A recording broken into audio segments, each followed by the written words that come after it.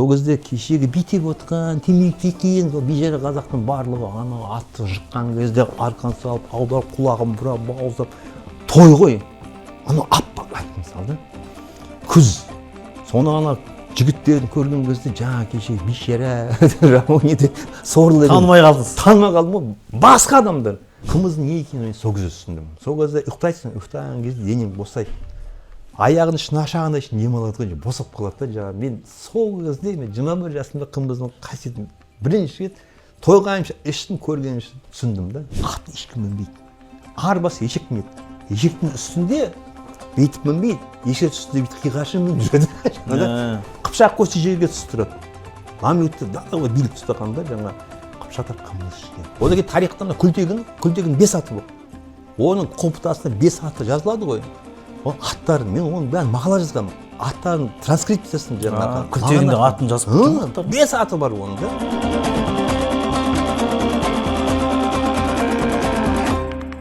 Армысыздар, қадірменді көрермендер. Бүгінгі біздің байқымыз подкастына қош келдіңіздер. Бүгінгі подкасттың қонағы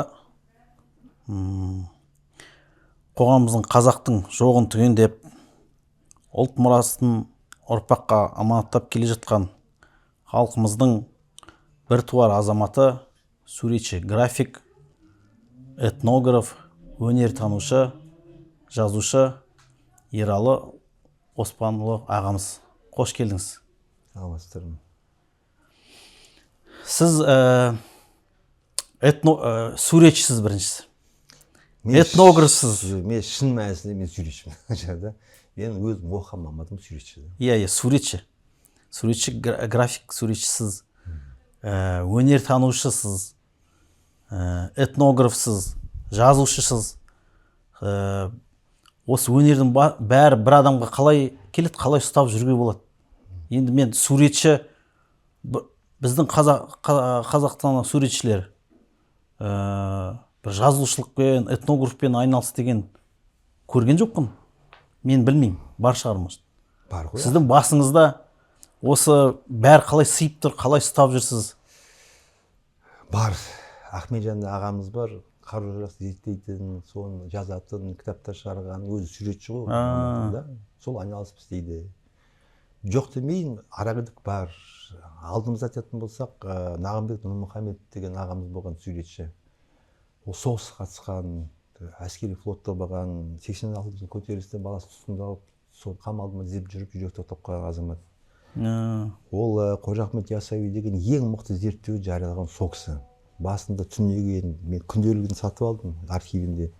Ол енді өзің ойла, оның алдында қазақтың өнері туралы, мүсін туралы әр нәрсе істейді ғой, соның ішінде Қожа Ахмет Яссауи жаңағы істеген кезде онда енді екінің біреуінің қолына келмейді да. Сондықтан мен болмады десем өтірік айтамын да, жаңа болды, үлгі болатын ағалары болды жаңағы да.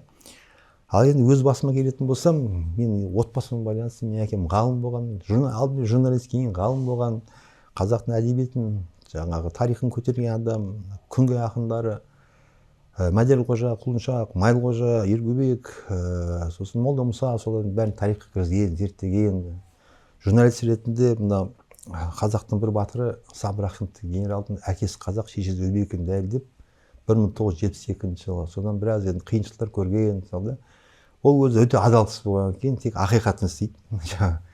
Ұзын пара алмайтын. Өмір пейден сұрақ берді, әлі күнге шейін қолында оқығанда әсек ешқашан пара алмайтын дейді. Сосын заочниктік келгенде заочниктігі 5 қойып береді дейді. Сонда айтатын сөзі, ана баласын қарамайды, бұлар жұмыс істейді, баланы қазақта ер болады, осы заочник әйелдер дейді. Сонда 2 қабат келіншек 5 қойып береді, ұлту деген сияқты. Ол кең кісі еді. Енді ол адам таниды ғой, ол 2 алатын адамға 2 қояды ғой, жалпы былай не қана кейін сонда кең пейіл болады. Сол кісінің тәрбиесін көрдік, атамыз, апамызды көрдік, біз ескінді көрдік жаңа да. Сосын әкем өмір кітапханасы мол болатын, өте көп кітап болатын. Тіпті мынандай оқиғам Шымкентте «Знание» деген магазинге барады, сонда бастығына шешем барған ғой. Сөйтіп осындай Әсқан Осал деген суретін көрді. Ой, Асекең ғалым ғой, кітап алады, не алады сол кезде. мынау қызым мына ұлы үйде тағы 5-6 баласы бар үйге айлығы жетпейді деген, мүмкін болса бұл кісі кітаптарды оқуға беріңізші деген ғой, үйге қиындау деген да. Сонда Құдайдың құдіреті ғой, қазақтың сатушы кемпірлері, қазір мен кемпір кезінде сол айтып берген, жаңа сол кітапты әкеме қалған кітабын бәрін орап беретін, әкем оқып қайтып берген ғой жаңағыдай. Сөйтіп сонда білім болды. Сонда білім болғаннан кейін сол кісінің ырысы бізге жоқты. Әкем ешқашан ол бұл деген жоқ, бірақ сұрақ қойсаң жауап беретін, кеңесін айтатын, өзің ыңғайына қарай. Сосын көңіл ауа жаққа адамды жаңағы сояққа жағдай жасап біз тәрбие берді. Сосын мен суретке қызығып, мен сурет мектебіне бердім, мысалы. Мен жанашырым болды. Сосын сурет мектебінде оқығанда айлығы 180 сом болатын болса, содан 30 сом тұратын, 25 сом тұратын, ойлаңызда 8 баласы бар. Рембрандтың альбомын алады, қазақтың тарихына қатысты өнерін суретті кітап әкеледі. Соларды маған әкелетін. Мен балалықтың қараймдан көңіл қалмасын, қарба, деп қоя саламын, қызықпаймын, бірақ әйтеуір қалмасын деп. Өскеннен кейін ол бәрі нам болды да. Тарихтан нам болды, әдебиеттен нам болды. Сол әкем арқасы. Осы біздің суреттен бөлек жаңағы зерттегеніміз, этнография қызыққанымыз жаңағы соның бағытында біз әке тәрбиесі әкеден алған өнеге. Иә, ол мынандай істе деген жоқ. Атамызды көрдік. Атам да өте салиқалы кісі еді. Мына қазақ тәрбие дегенді мен атамнан көрдім, мысалы. Оны айтсам ұзаққа кетеді да. Бір 7 кесе айтып беремін. Иә. Аға, енді біздің тақырыбымыз мына қымыз бен жылқы тақырыбында болғандықтан, біз сіздің 99 жылы түсірген Сорос Казахстан фондынан түсірген деректі фильміңіз көрдік. Сіз оны қалай алдыңыз, грантты? Неліктен қымыз тақырыбын алдыңыз? Қымызға қалай келдіңіз? Сол туралы айтып берсеңіз. Енді мен өтірік айтпай-ақ қояйын. 91 егемендік келді. Егемендік болған, қазақша өлең жоқ, қазақша ешнәрсе жоқ. Тоқыраған заман болды ғой. Сосын мемлекет қазақ телевидениеде қазақша хабар болсын деді. Ол хабарды сағатқа бөліп түнде көрсетеді, күндіз орысша көрсетеді. Соның бәрі бастан өтті. 2-3 жылдан кейін бір ансамбль қазақша абайдың өлең айтқанда мен тоқтап қалып жүгіріп сатып алғам, мысалы. Сөйтіп қазақтан қазақ болуын басында болдық. Біз енді салиқалы оқыған әулеттен шыққаннан кейін біз кеңірек қараймыз ғой. Сол кезде ең қиыны нан табу болды. Бала шағаны асырау, кәдімгі әке-шешеге жәрдем беру. Біз 6 ағайындымыз, 6-ымыз жұмыссыз қалдық, мысалы. Ойлаңыздар, мысалы, әрқайсының бала шағасы бар, отбасы бар да, жаңағы ол қазіргі былай біз оңай қарады. Қазірде қиын. Ол кезбен салыстырмайды. Болмайды салыстырмайды. Болмайды. Содан жаңа мен магазиндердің несін эскизін жасаймын, фломастер қаламен салып көрсетейін, осынша болады деймін. Олар нашар, оны береді, соны істейсің, сонымен өнер деген айдалада, этнография қымыз жоқ. Әдемі бала шағаның қамы артында әке-шешеңе, сондай бір қиын кездер болды да. Бірақ біз ұры болмадық, қар болмадық, біз енді адал шамамызда күн көрдік та жаңағыда. Сол кезде мына Сорос Казахстан деген фонд ашылды, қоғам ғой ашылды. Ол конкурста жариялады. Ең бірінші конкурсы әзіл суретінен, права человека деп соны істеді. Соны әкем маған газетін берді, мен осыған қызығатын, мен мыңнан шақты суретін салам кезінде. Институт оқыған кезде ермегім уақытты өлтіру әзіл қой сурет салу да. Содан қатыстым, одан жеңдім. Жеңдім, ақшасын алдым. Бұл деген қыруар ақша ғой. Сөйтіп мен ол кезде шын айтып қулық жасадым. Мен саған суретті 3 адам атынан жібердім. Түрлі үлгіде салдым да. Сөйтіп бірінші, екінші орын алып $500 тапқам жаңағы. Байып кетті ғой, сұмдық. Өзің өнеріңмен байыдың, Құдайдың берген дарынмен байыдың да жаңағы. Сондай болды. Сосын олар пьеса конкурс деді, пьеса қатыстым. Ол жерде мен қызғаныш болдым ма, бұны оқығанбыз деп, әйтеуір құлақтан теуіп, маған бірінші бермеді. Ол қай жерде жарияланды сонда? Өздері конкурс жариялайды, сосын кітапқа басады да жаңағы. Соны бізге береді, таратады театрларға. Сөйтіп пьеса жазғам, өнер деп жатсыз ғой, жаңағы нан жеу үшін не істемейсің жаңағы. Ол жұмыстан қуылым дейді, бір түнде бір актылы пьеса жазғам жаңағы. Бірақ сол кітаптың аты, менің пьесам аты Таңатар деген аты қойылды ғой, мысалы. Ол оқығанда бәрі риза болды. Бірақ біздің оқыған шықпады бірақ. Жоқ, кітап шықты, қойылған жоқ та жаңағы. Ол мына өлтір заман туралы болды. Өлтір дегеніміз Сталин кезінде адам қамау болды, айдау болды, кейін тынышталды. Сөйтіп қатар өскен, қарбызды бірге ұрлаған 3 класстастың тағдырын әртүрлі болды. Соны біреу өлген кезде екі жақ ұрысады. Сен қамадың, сен айдадың, сен қой шабақтың, содан табысы. енді энергия бұл өзім өте оңай жазған бір түнде жаздым, сөйтіп ол жеңді. Ол бірінші орын емес, 3-ші орын алды. Одан ақша алдым, кітап шықты. Сөйтіп өнерге басымыз бұрыла бастады, жайлап. Сонда нан табу мен өнердің жайы екеуі қабылдасып жүрді. Сөйтіп жаңағы қымыз дейсіз жаңағы. Сол қымызға қатысқан кезде ол конкурс жариялады. С камера по Казахстану дейді. Сөйтіп 8 топ жеңді, автор жеңді. Соның біреуі мен болдым. 7 алматылықтар болды, киноның саласында жүргендер. Мен айдала қанған суретші болдым ғой. Мен кино ешқандай қатысым жоқ мысалы да. Енді соны өтетін болса, мен нем кетеді жаңағыда. Шешінге ұзынан тайынбас деген болады ғой. Ол кезде жұмыс жоқ, қорғасын завод, шинный, фосфорный завод адамдар қарамағас үйде тұрады жаңа. Арақ ішеді, темекі шегеді. Салбыраған қазақтың еркектері бос болып кеткен кісілер ғой жаңа. Қараған кезде жаның ауырады. Қолдары түсіп кеткен ғой. Қолдары түскен, жұмыс жоқ, әйелдері темекі сатады, жвачка сатады жаңа, сағыз сондай майда шүйде өмір ерекс болады. Әйелдер күйеуіне ренжиді, күйеулері жаман сөз айтады. Сондай да жаңа мен көріп амандасып жүрмін ғой мысалы. Бір күні 5-ші этаждан қарасам, біз 5-ші этажда қабат. Мен қарасам жаңағы бір ақбозат та келді. Керемет ақбозат жаңа. Соны ана қазақта сойды ғой. Мәселе неге қысқы соғымға сойды да жаңа. Сол кезде кешегі битек отқан, темекі теккен, бейжара қазақтың барлығы ана атты жыққан кезде арқан салып, аударып, құлағын бұрап, бауыздап, той ғой.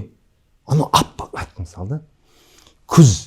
Соны ана жігіттерін көрген кезде жаңа кешегі бейшара, сорлы. Танымай қалдыңыз. Танымай қалдым ғой. Басқа адамдар. Нағыз дала адамдар ғой жаңа. Мен үйті соя алмаймын, олар сияқты қалада өскенмін ғой, қалада туғам. Соны көрген мен соны тамашалап тұрдым жаңа. Әйелдер қуырдақ, от жағып жатыр, бала жүгіріп жүр. Bir қарасаң бір тойдың жаңағы басы болып тұр ғой жаңа. Сосын бәрін шақырып жатыр, ішіп жатыр. Мен соны ойлаймын, кешегі рабочылар, бүгін жұмыссыздар, бейшара алқаштар, сөйтіп осындай нәрсе істеді ғой дедім. Сосын мен сондай сценарий жаздым. Конкурсқа жоқтан бар жасаған, бірақ табиғаты адамдардың оянуы туралы бір әдемі сценарий жазып конкурсқа жібердім жаңа. Сөйтіп жеңдім. Сіз қымыз дейсің. Ақбозатып бауыздап жүрмін соғымға да жаңа. Содан мен жеңіске іліндім. Енді түсіру керек қой жаңа. Сөйтіп ол 8 топ болғаннан кейін мен Шымкент камераны өздері кезек-кезегімен береді, жаңа уақыт кетіп жатыр. Мен қымыз бұрын түсірейін десем, бір нәрсе істейін десем, басқа ат түсірейін десем, ондай жағдай жоқ менде камера. Сол кезде маған Гильом Рубрук деген болған.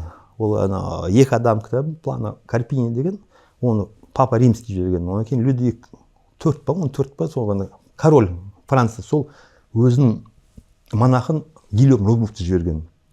Біздің жаққа қарай. Қарақорымға жіберді. Қарақорымға кім Батуханға барады, Батуханға қарай. Шпиондар олар былай қалса. Бір жағынан шпион. Иә, зерттеуші. Былай көрсін, білсін, дайындау керек қой, бұл шабуыл жасаған. Плана Карпини таза шпион. Оны жазғаны қалай, соғысы қалай, соны бәрді, не да? А Плана Карпини ол қияли монах.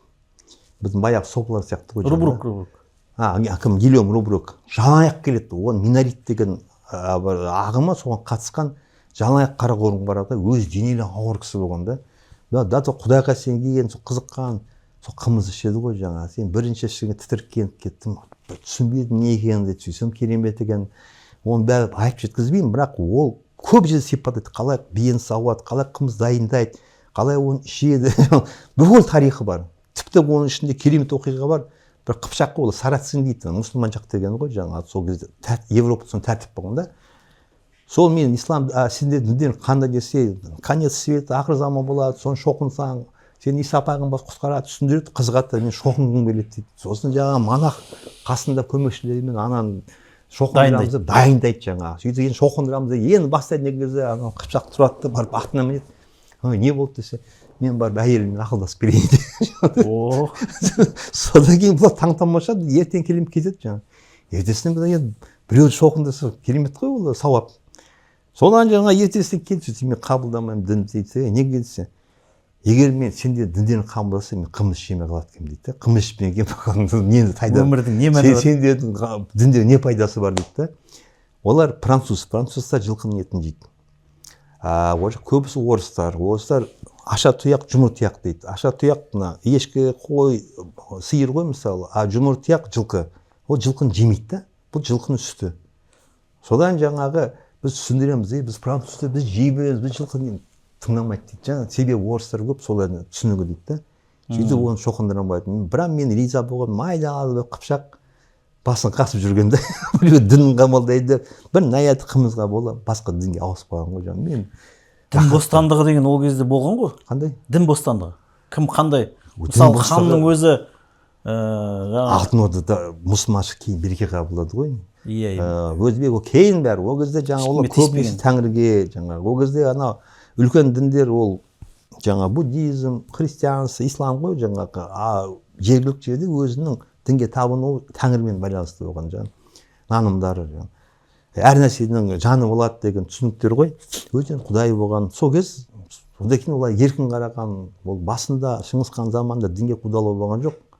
Қай дінде болса ол салттан азат еткен сондай. Кейін анау талас басталды да. Содан Рюрок несін оқығаннан кейін мен баяғы Ақбозатты сойғаны бәрі жоққа кетті жаңа. Маған мына қымызға деген қызығушылығы соның анау манақтың айтқанымен қазақтың бүгінгі өмірі. Базарға барсаң базарда қымыз сатады, оның құны Кока-коладан егіз арзан мысалы да. Иә. Жұртында Кока-кола ішеді мысалы да. Ал қымыз тұрады, оны аласың ба алмайсың, оны көріп жүрмін ғой. Көзім көрген. Мен ана қымызға намысын, қазақшылық өле ме деген заман ғой жаңа. Немізбен өтеміз, немізбен қаламыз деген. Сөйтіп мен сценарийді өзгерттім. Мен Бекжан деген досым, Омар Бекжан бірге сабақ бергенбіз училищеде. Оның әке-шешесі ауылда отырады, Шахта 9 деген жер Ленгердің қасында. Сол жерде қартайған әке-шешесі бар, солар бие бағып, бие ұстайды. Олар ешқашан биені сатпайды. Бүкіл ауыл биенің сүтін сатады. Жылқыны сояды сатады. Олар жаңағы біз қымызды тек қана қымыз бұрындық жасайды. Ойлаймын, оңтүстік қазақстан жалғыз болса ма деймін ғой жаңа да. Заман өзгерді, түсінік өзгерді да жаңа. Сонымен келістім, олар мақұл деді. Бірақ анау жағдай жоқ, қой сойып, қойды әперемін дедім да. Ол тұрған ешнәрсе жоқ, дұрыс болсын. Содан кейін жаңа келісіп қойды, күнін жаңа қойды алып беріп жібердім.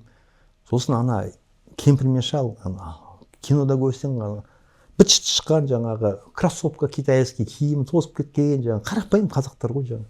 Солар жаңа арқандай сауат, қолыны бар жаңа, көшін бәрі келеді. Ішін соғысқа қатысқан ветеранға үшін келеді. Бәрі келіп, бәрі төлетіп отырады, ақсақалдар бастайды. Оны 9 күн жинайды, оны ашады, өз ырымдары бар, соны істейді жаңа. Мен соны түсірдім ғой жаңа. Сонда мен таң қалғаным, ол менің документальный фильм үшін әдейі сатқан жоқ, табиғат сондай олардың да. Көшеден бастап бүкіл ауыл қымыз сатады. Мысалы да. Мен былайша айтқанда сол соңғы қазақтарды түсіндім. Соңғы қазақтар келдім, қазақ қалды ғой, бірақ ескі түсінікпен жасаған сол екеуін түсірдім де жаңа. Сосын документальный фильмде жаңа қалай сатылады, қалай соның тағдырын енді қиыншылықты көрсеттім да жаңа. Сөйтіп менің қымызға дейін ол бірінші қызығушылығым, қымызды бұрын білесің ғой бұрыннан да жаңа. Жалпы мен соны көрсету маған Алланың берген бір құдіреті болды да жаңа. Сөйтіп мен оны түсірдім. Маған камера бермеген кейін супер видеомен түсірдім, сапасы төмендеу, бірақ әйтеуір мен оны хаттадым да. Сөйтіп оны фильм жасадық. Ең соңына мен жаңа қазақтың өткен кетіп жатыр ғой. Біз бала кезімізде шаңғыбыз деген болатын, тартатын, шешем тартатын. Олар кәдімгі ауыл шаңғыбызын жарысамыз. Күндіз колхоздың жүрміз, кешке таман өзен бойында арғы ауыл, бер жағында біз кім-кіммен жарысатын да. Олар бәрі кетті. Шаңғыбыз деген жоқ, бәрі ұмытылып жатыр. Мен бір кемпірді көрдім, ол 3 ағасы соғыста қаза болды. Сағыныш деген күйін бір концерт көріп қалдым. Барып оны түсірдім, мына күй өшпесін, қазақтың тарих болсын деп. Сосын мен қымыз бітірген кезде сонымен бітірдім. Сонда анау Гильом Рубрук айтады, бізде өзіміздің гитара болады, бізде өзімізде лир болады, не болады. Бірақ дейді, көшпелілердің инструменттері басқаша, өздері ойнайды деген да. Соның сөзін келтірдім, оның сөзі үйлесіп мына келді. Сосын ананың жаңа несін көрсеттім ғой, тартқанын, сағынышын жаңағы. Сонымен ол фильм бітті. Сөйтіп біз жаңа бір жағында дүние табамыз, екінші жағынан қазақтың мұрасын қалдырамыз деп сондай фильм түсірдім. Өйткені ол уақытмен қараған кезде 99 жыл ғой, 99 жыл ғой. 99 жыл. Одан кейін бер жағында Discovery деген журналда сіздің очерктеріңіз бар екен. Жоқ, ол 2006 жылы Виталий Александров деген басшысы болды. Ол соғысқан ұшақтарда журнал береді ғой. Соны шығарып, сол Discovery Қазақстан деген соларға қоятын. Сонда олардың несі Индияны көрсетеді, Бали, Мали, жаңа Испания, реклама ғой жаңа. Бұл айтады, жоқ, оны көрсетіңіз, бірақ қазақтың бәрін көтейік, қазақтар. ол орыс болғанмен ол менен сұраған ертең соғыс болса қазақшалар өлім керек қой дейді. Мысалы бізде идеология жоқ, сонда иә қалай оны не қыламыз деді. Мен өзім қазақтың ішінде өстім, мен Ресейге бардым, олар басқа, олар да орыс, олар түсінік басқа, біздің түсінік басқа дейді да. Жаңа дүние өзгеріп жатыр, саясат қой жаңа, соны бұл идеология жазып бересіз ба дейді, түсіндірейін орыстарға деген бір патриот жігіт жаңа. Сөйтіп ол маған жаңағы неден бастады, қазақ жин албастылары бар ғой жаңа. Сол сендерде бар екен ғой дейді да. Біз білмейміз, бар шығар, албасты дейді, не дейді жаңағы, жез тырнақ. Көп дедім олар жаңағы. Сосын өтініші бойынша мен бір ай отырып бәрін талдадым. Қайсы түркіден шыққан, қазақы деген түркі деген сөз ғой, түбі түркілік. Сосын парсылардікі бар. Қазақ пен Иран туран араласқан содан пайда болған. Сосын барып арабтікі бар. Арабтікі ол немен исламмен келгендер да жаңағы. Соны талдап мақала жаздым. Олардың гонорары $100 бір мақалаға. Ананы көрген кезде ерекше ұят қойды. 3 бөліп басты ғой, $300 төлейін деп та. Сосын араласып кетті, не? Сосын ананы жазып кетті, қазақ ұрандары деген мақала жаздым. Көшпелілердің соғыс сақтары, ғұндар, түріктердің соғыстары, анализ кәдімгі исследование жаңағы. Оны жаздым. Сосын қазақтың саз аспаптарының тарихы, әрқайсысының домбыраның аңызы бар, не деді, састрындайдың аңызы бар, жаңа солардың бәрін мен жазып бердім. Бүгінгі күнмен ескіні тірілтіп дегендей сөйтіп жазып жүргем жаңа. Көп нәрсе, кейбір журналда 4-5 мақала шығып кететін. Сосын қымыз. Мен айтам, ол қымыз қызды. Қымыз туралы бірнәрсе бастым, ұнамады ол басқанда. Олай емес қой дедім жаңа. Сөйтіп қымыздың түрлерін дедім.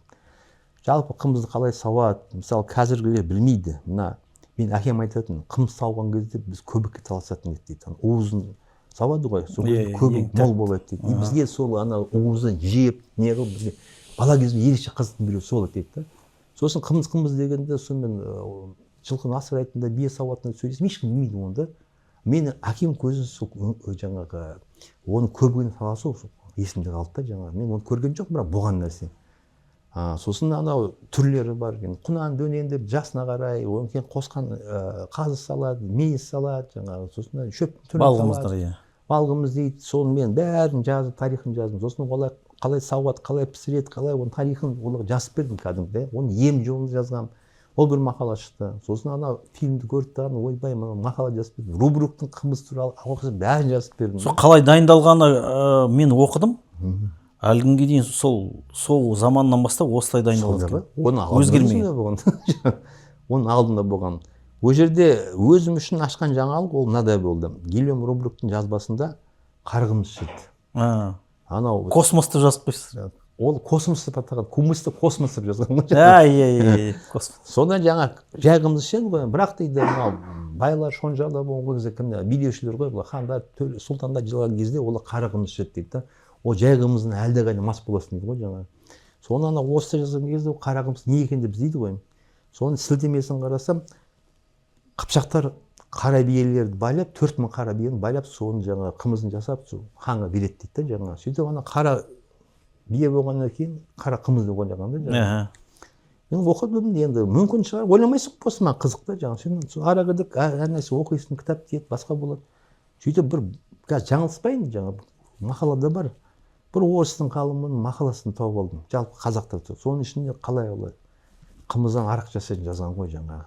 Олар қайнатады, мылтықтың дүбі бар ғой, соны салып қояды, содан ағызады, тамшылайды. Сөйтіп кәдімгі спирт дайындау бар ғой. Самогон сияқты. Самогон сияқты соны істейді. Сосын анау шыққан арақ дейсің ба, рахи дейсің ба, ол кәдімгі ақ қызын ғой, ол кәдімгі аппақ арақ сияқты болады. Соны орыс жазады.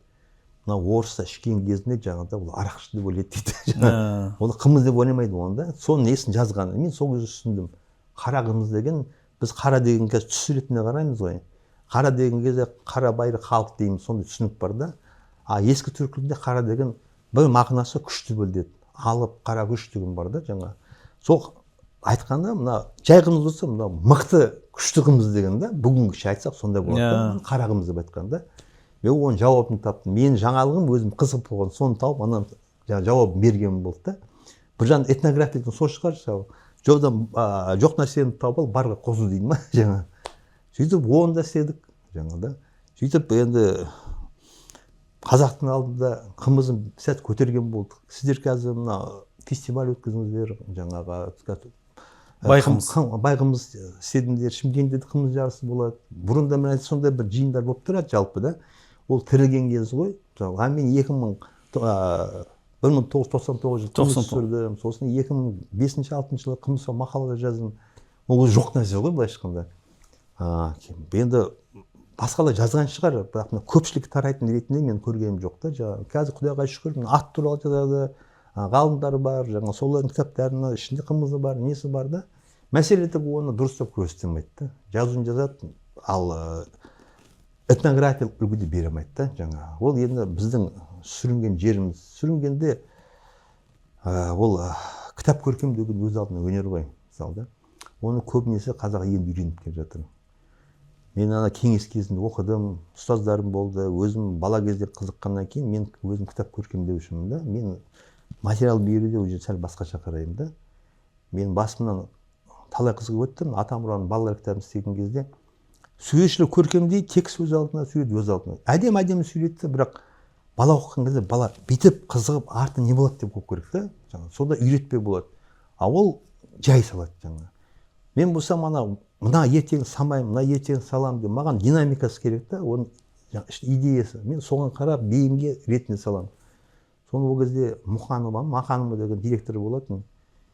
Сіздің сағаңыз маған ұнайды дейді, жаңағы бүйтіп қарайсың дейді, не болады, жаз не дейді. Ол кәдімгі қазақ дейді, бірақ ол динамикасы бар да. Мысалы, сиыр мен аттың екеуін жарысқан ба, аттың озған. Ол жарыс қой. Сен саған кезде шауып бара жатады, анау аң болады, мынау болады, сен оқисың да қызыға бересің да. Сол сияқты қымыз берген кезде қызықтырып, ой бармая, мынандай ма, андай ма деген кітапты кәдімгідей керемет жасап, мүмкін болса қойып қалса, ол адам жерге тастамайды оны да. Ол қасиет ретін ұстау керек.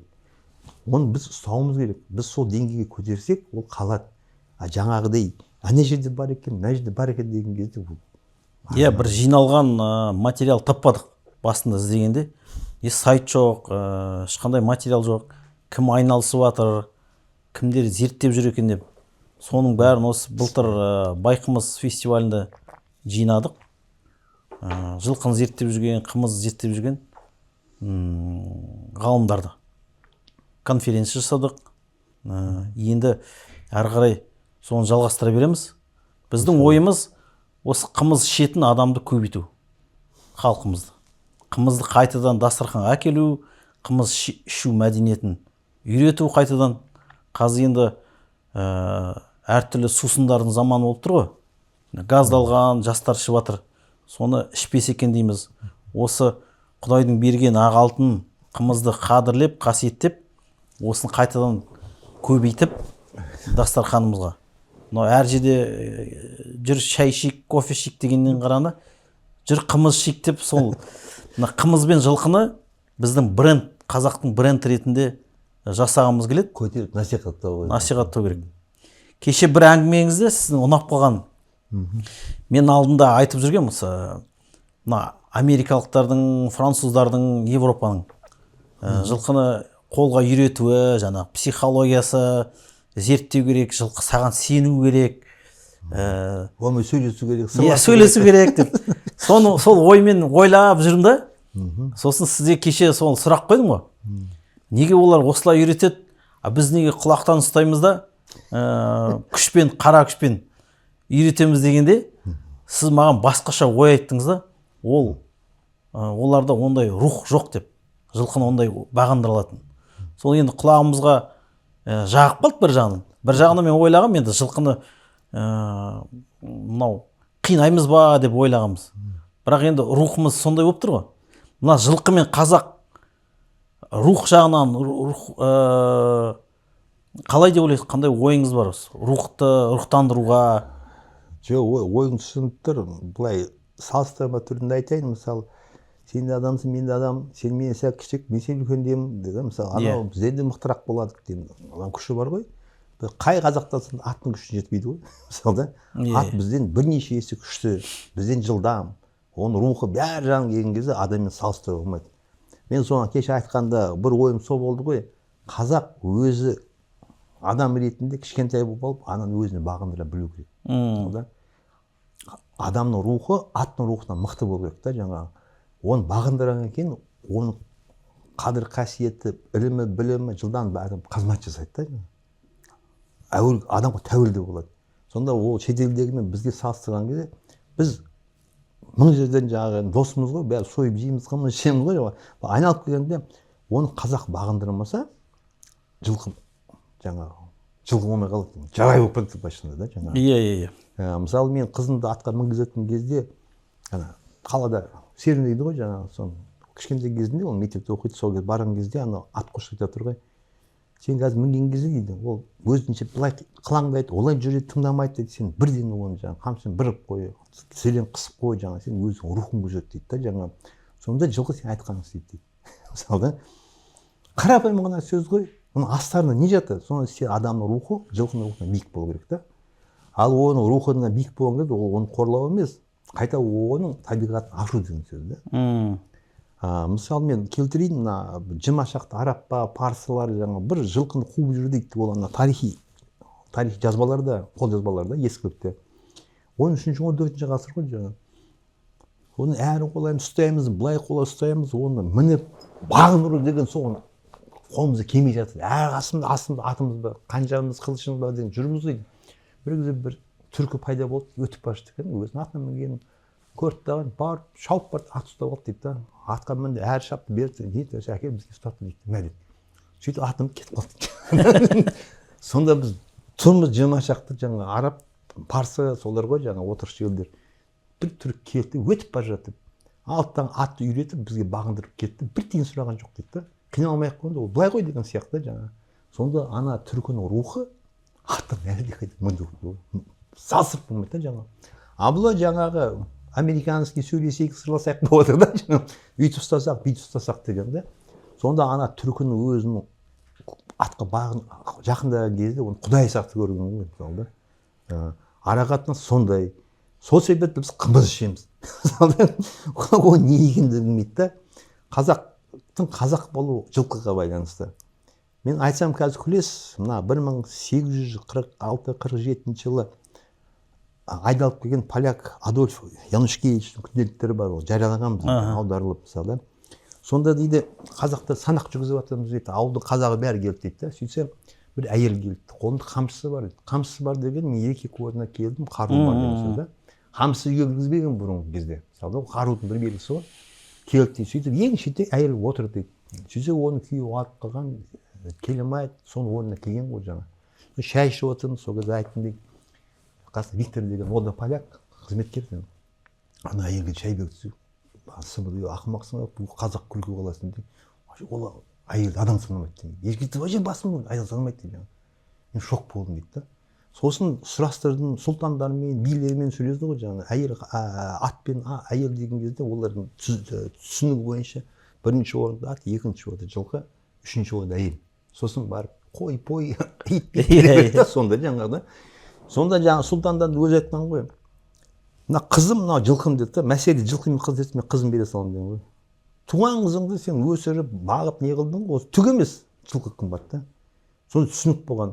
Ал ол түсінік болғанда ол ат үшін болып жатқан жоқ қой. Иә. Өмірдің тіршілігі түсінік сондай болғанда, аттың арқасында жауды жеңді, аттың арқасында барымта алады, аттың арқасында прогрестің бәрі аттың арқасында байланысты жаңа. Сосын оған жаңа қазақ иіреді жаңа. Сосын мен де қымызды иілдім жаңа. Мен өзім қымызды күнге қоямын. Кеңес кезінде Шымкент жақта жылқы аз болды. Жылқы ет қымбат болады. Сіздер арқа жақта жылқы көп болды. Маңғыстау жақта аз болды. Әдейі аз айтқан ғой. Аз айтқан емес. Мен айтайын. Мына колхоз, совхоз болған кезде оларға жұмыс істейді ғой. Мысалы, Шымкент тар жер. Ең көп қала Шымкент шығар, 2 миллион халқы бар да, мысалы. 1 миллион халқы бар, мысалы. 2 миллион облыс бойынша. Ең үлкен облыс, жалпы Шымкент облысы үлкен еді да, мысалы. Қазір бөліндік қой біз, өз алдына қала болдық, миллионник, Түркістан болды дегенде. Бұрын сондай болатын. Сосын жаңағы жылқы бағу үшін жайлау керек, жағдай керек дейді ғой, мысалы. Қызылорда жақта сырдың бойында жылқы баққан нелер болды. Жылқы баққан деген мен сізге қызық айтайын. Жатақ деген сөз бар, білесіз ба? Мына үйде тұратын жатақхана деген бар. Жоқ, біз жатақхана сол ғой жаңа. Біз жатақтармыз. Біз көшпенді емеспіз жаңа. сонда 60-шы жылдар совет одағы 60-шы жылдарда дейді бізді жатақта мазақтайтын қазақтар болды көрдік қой дейді да жаңағыдай. Біз енді олар жылқының соңында киіз үймен баға жүреді, андасына келіп кетеді, сол бізге келген кезде жатақсында да мазақтайды. Сонда соңғы қазақтар солай ғой, былайша айтқанда ескін ұстағанда олар жатақ деген сен өлдім деген сөз. Мына Маңғыстаудың бір кемпірдің әңгімесін естідім, кемпір болғанда ол өзінің енесін айтып отыр. Бізді Ақтауда үй берді, көшіп келдік дейді жаңағы. Сонда әжем айтты дейді, мен мына 4 бөлмелі тұрмаймын, мен өлгеннен кейін 4 бөлмелі бөлемін. Өмір бойы 4 бөлмелі үйде жатамын дейді да жаңағы. Мен киіз үйде тұрамын деп. Қысы жаз киіз үйде тұрды, киіз үйден шығартып келді дейді. Түсінігін қара. Ол киіз үй ол үй. А біз тұрған жатақ оған могила, мола былайша айтқанда 4 бұрышты да жаңағы. Олардың сейтса сенің қатып қалған ғой. Сонда біз жатақ болып отырмыз да жаңағы. Енді заман өзгерді, не қыламаймыз. Сол сияқты жылқыға да, қымызға да Шымкентте қиындық болды, жоқшылық болды да жаңағы. Халық көп, сосын анау сиыр бағады, қой бағады, сондай жағдай болды ғой. Егемен болған кезде жылқы көбейіп кетті жаңағыдай. Себебі әркім өзінің өзі болды ғой. Өзінің өзі болғаннан кейін Құдайға шүкір көбейді. Қазір Шымкентте сиырдың еті қымбат, қойдың еті қымбат, жылқының еті арзан. Өзбек жылқы жемейді. Бізге рахат. Біз мысалы үйде тек жылқының етін жейміз да. Анда-санда қойдың етін аламыз. Сиырдың етін біз 20 жыл ма жемейміз бұны да үйде. Біз жаңағы бізге жылдан артық нәрсе жоқ. Қаз істеп беретін адамдар қаздың түрлі жабады, бірақ мамандары бар жақсылап жауап беретін. Содан аласың. Біз ет асқан кезде омыртқа салу қабырға жоқ бізде. Қаздың өзін аса саламыз, сонымен қамын жей береміз да. Ең дәмдісі сол. Содан жаңағы орыстар, шетел, коммунизм айтпаймыз. Адам тіршілік, адам жағдай жасайды да жаңағы. Соны біз орнына келтірдік, сөйтіп қымыз пайда болды. Мен бала кезімде мен бірен саран ішкен болмаса, естуім болмаса қызықты мен не екенде түсінбейтін едім, шынын айтайын. Сіз айттыңыз ғой Көкшетауға келіп. Сосын жаңағы 81 жыл мен 1-ші курс бітірдім. Мен 21 жасымда Көкшетау облысына бардым. Училищеде бірге оқыған Серік Айтбаев деген жігіт болды, мен 2 жас үлкен. Ол әскерге кетті. 2 арада мен бітірдім, Ташкентке түсіп кеттім. Ол келіп бітірді. Сосын әке-шешем бар, біздің үйде 2-3 апта жатқан ғой.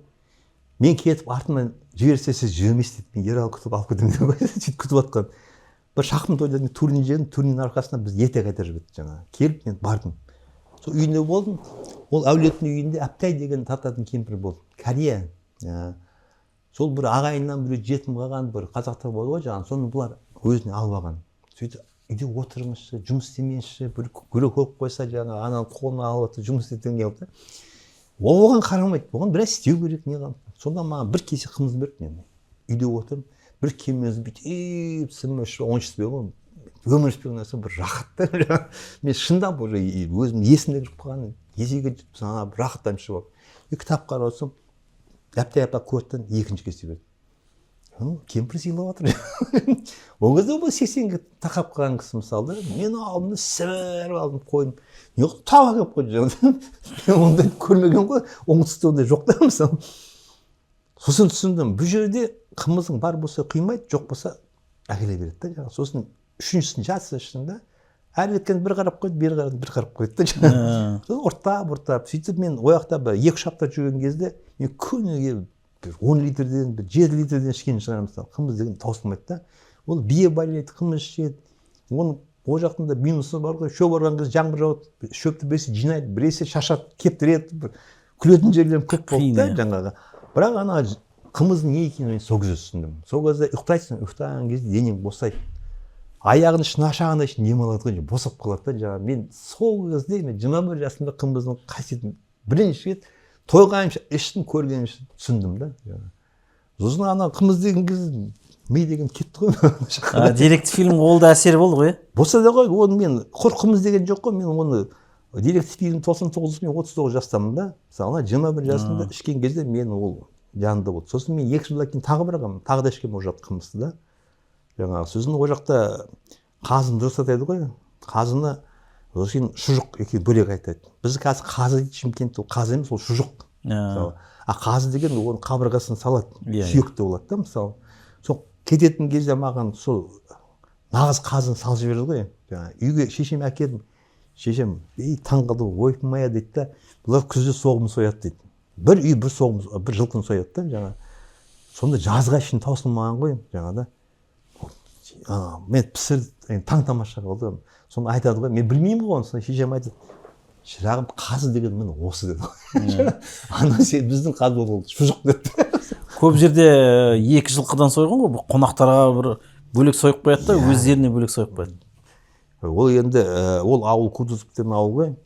Ол жердің 50% неміс, 50% орыс. Мектеп директоры, бұның әкесі, Серіктің әкесі, Нұртас аға, мектеп директоры, әйел зауыш.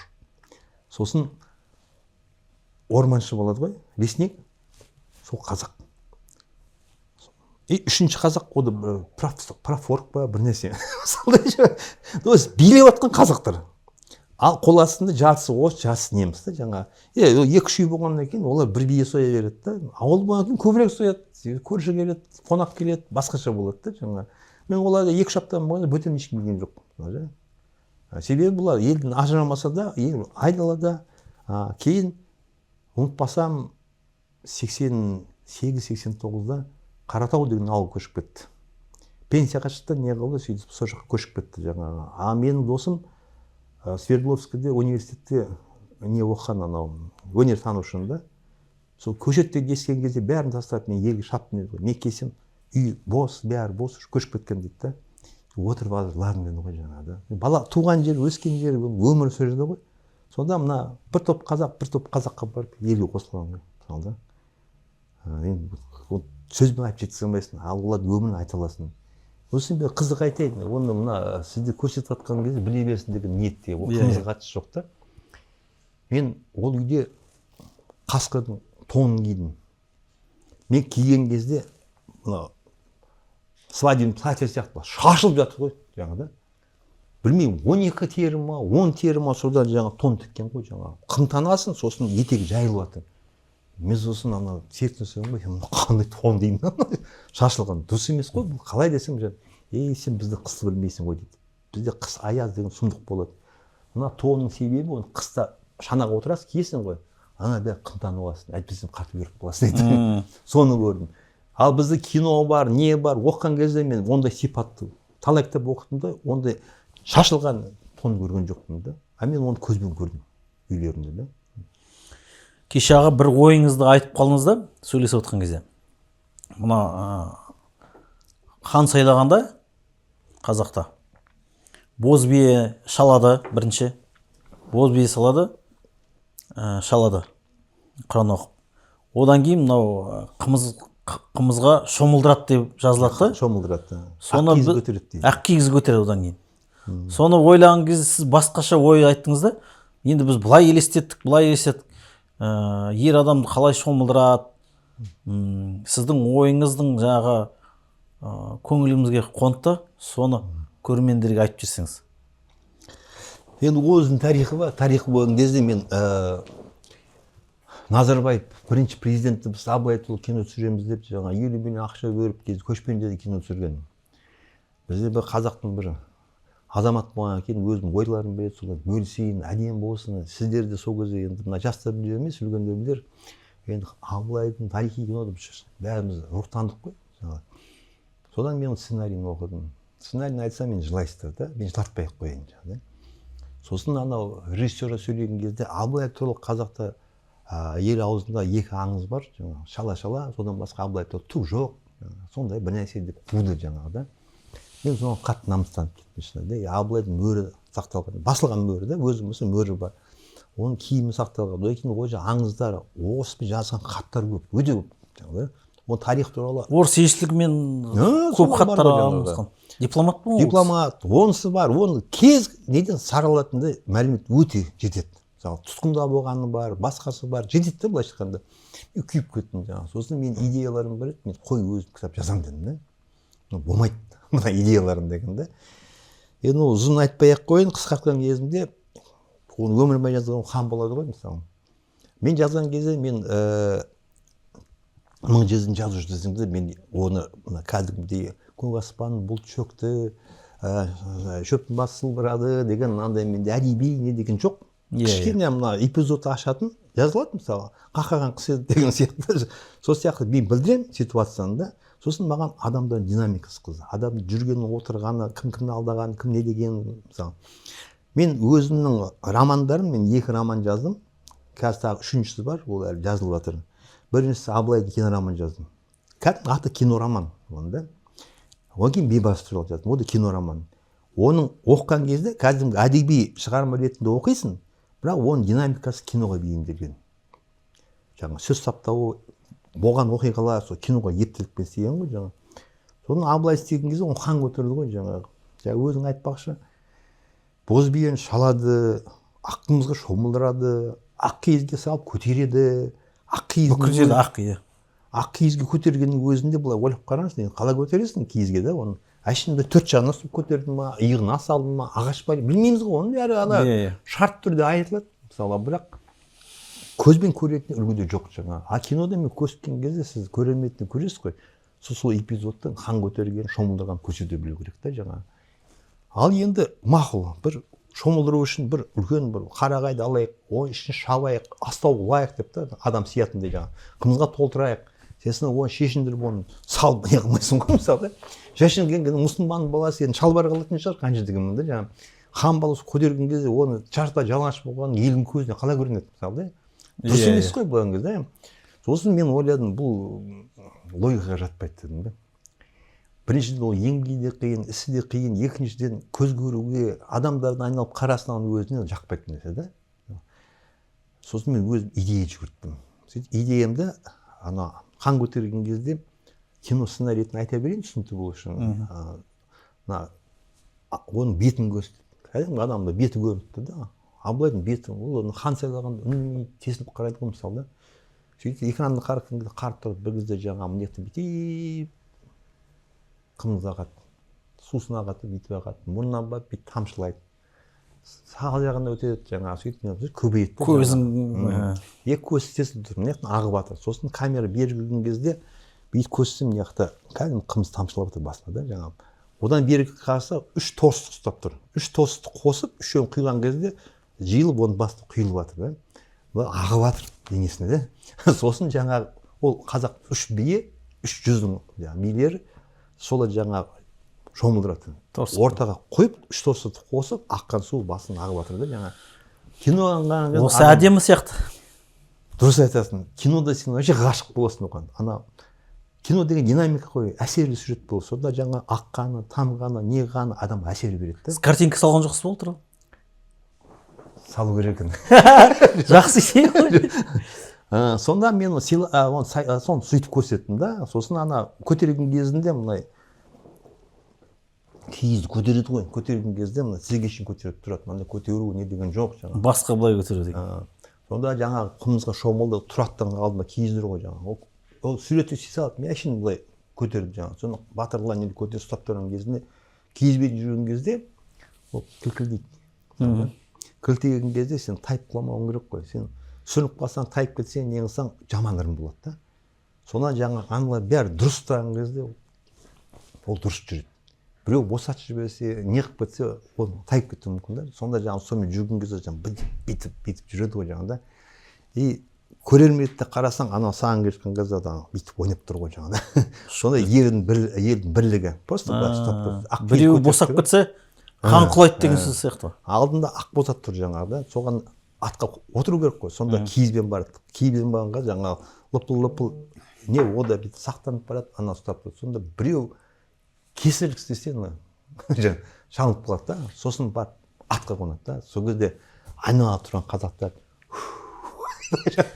бұл негізі аға сақтардан келе жатқан бір ғұрып сияқты исламда мысалы енді мен оны жоққа шығара алмаймын оны жоққа шығармайтын ескі ғұрып сияқты деп отырғаным ғой мен туған ағам Нұралы марқұм қайтыс болып кетті жаңағы сол неде институт бітірді физмат бітірген сөйтіп адайлардың ішінде Бұхарада жұмыс істеп келді сосын жазушы боламын деп Москвада ол кезде 280 миллион халық бар 10-12 адам қабылдайды сол 12 адам тізімде ол Москвада литературный университетқа жаңағы жазушы болып түскен кітап жазған оқыған өте саналы жігіт еді да үйдің жағдайы болмады жаңағы. Сонда ол бір барған кезде ол екі рет барып тапсырады емтихан, ол бір барады дағы екі емтихан тапсырып келетін. Сен бір барғанда мысалы 5 зачет тапсырасың, мысалы 3 емтихан тапсырады. Ол бір барады дағы 5-6 экзамен тапсырады, 10-12 зачет тапсырады. Сөйтіп 3 жыл оқығанда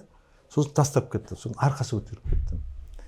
Ана біз жынды деп айтамыз ғой, ол жынды емес, арқасы көтеріп адам әруаға болған кезде өзін игере алмайтын кезі болады да жаңағы. Мен анау батырлардың суретін салып өзім графиканы салып жатқан ғой. Соны анау жазған кезде, қараған кезде, мынау сен дұрыс емес деді да жаңағы. Бұл былай киілмейді, былай үйтіп киіледі, мына тартылады. Сосын алдымен ана кәдімгі мына күнде ұстап жүргендей, соның бәрін көргенде археолог дейсің ба, тарихшы дейсің ба, жаңа бейт түсіндіріп жатыр. Мен таңғалдым, мұны қай жақтан білесің, қай жерден оқыдың деген. Жоқ, мен бірінші ауырған кезімде дейді да, қазақ болып соғыстық дейді. Бір ай соғыстық дейді ғой жаңағы. Азына кешке соғысамыз, кешке таман жаңағы тоқтаймыздан өліктер жинаймыз, жаралы жинаймыз деді. Сосын жыр айтамыз, өлең айтамыз, демаламыз, азын отырмыз, қайта киіп қайта соны. Мен күнге оны киемін дейді, күнге оны қару не, соның бәрін өмірді көргенде айтып берді ғой жаңағы. Бір ай деген оңай емес қой, сен күнге киім шешіну деген да. Сонда мен айтайын деген жаңағы сақ деп жатсың, заман деп жатсың да. Егер де ағам ауырған кезде қазақ жағында болса, қыпшақ деген қазақ жағы деймін, сен қара жақ бар ғой, мынау орыс жағы. Соның бәрін кигеннен кейін мені салған суреттерін сынап тұр ғой. Былай болады, мынау былай не айтып жатыр да. Ода арқасы көтерілгенде осы подсознание да адам санасының астары болады ғой мысалы да. Ол шығып кетеді басқа әлемге. Сол ана жаққа көзге көрінеді, елес болады, басқа болады ғой мысалы да. Ол көріп жатыр ғой. Құдай біледі, мүмкін мен жаңағы Абылай ханды жаңа жазған кезде менде сонда бір терең көзқарас болды ма деймін да. Ол өнер тануда ондай болады, бір кереметтер ашылады ғой мысалы бір аспан қосылып түртін дегенде. Мен қазір айтайын, ол кітап 1000 дана емес шықты, бір 150-200 сыйлаған шығармын, қалған бәрі үйден сатылып кетті. Оқығанда сұрайды. Және алады. Мен түсіндім, реклама болмаса кітап сату өте ауыр екен да. Сен біреу жоқ, енді оның киносын түсірсек қой солай.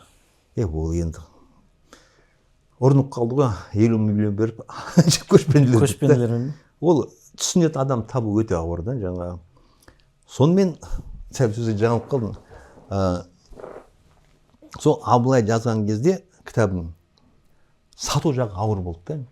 Мен енді сыйлаған қалған дедім. Бірақ біреуден өре оқиды. Тіпті мына Бекіп Аханов деген ғалым болған, Кенесары жазған. Соның қызы мені тауып алып біреуден көріп. Кітап сұрап алды. Мен шешеме көйлек, шапан кигізіп Алматыға барып, қонақ кәдімгі мына кітап керемет дейді да. Ол Назарбаевтың төңіліп оқыды. Нефтянкті оқыды. Көп адам оқыды. Білемін оны да. Естігендерім бар, әңгімелерді да жаңа. Сөйтіп оны былай тем более біз енді егемендік алдық, өсіп жатырмыз ғой қанша деген, ол сұраныс қатты болды. Сөйтіп кітап сатылып кетті. Содан енді 2004 жыл болса, қазір 26 жыл, 22 жыл өтті да жаңа. Соны бір досым айтты, Ереке, сол Абылай керек еді, барма дейді да жаңа. Сұрағандар бар жалпы. Соңғы бір досым сұрап қалды.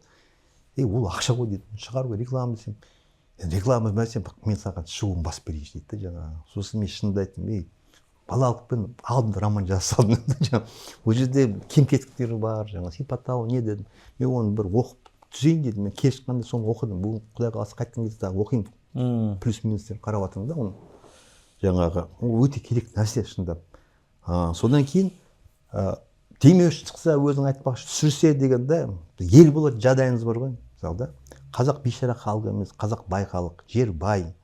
Біз 20 миллион халқымыз, 15 миллион, 12 миллион қазақ болсын, оның ішінде кемінде 1 миллион сауатты қазақ қой. Ол әшейін хат танитын қазақ емес, ойланатын қазақтар, білімін іске асыратын қазақтар, қазақ боламыз деген қазақтар. Мен мысалы мына кітаптарым жатыр, ой өрнек 10 жыл жазылды, бейбарыс одан көп жазылды.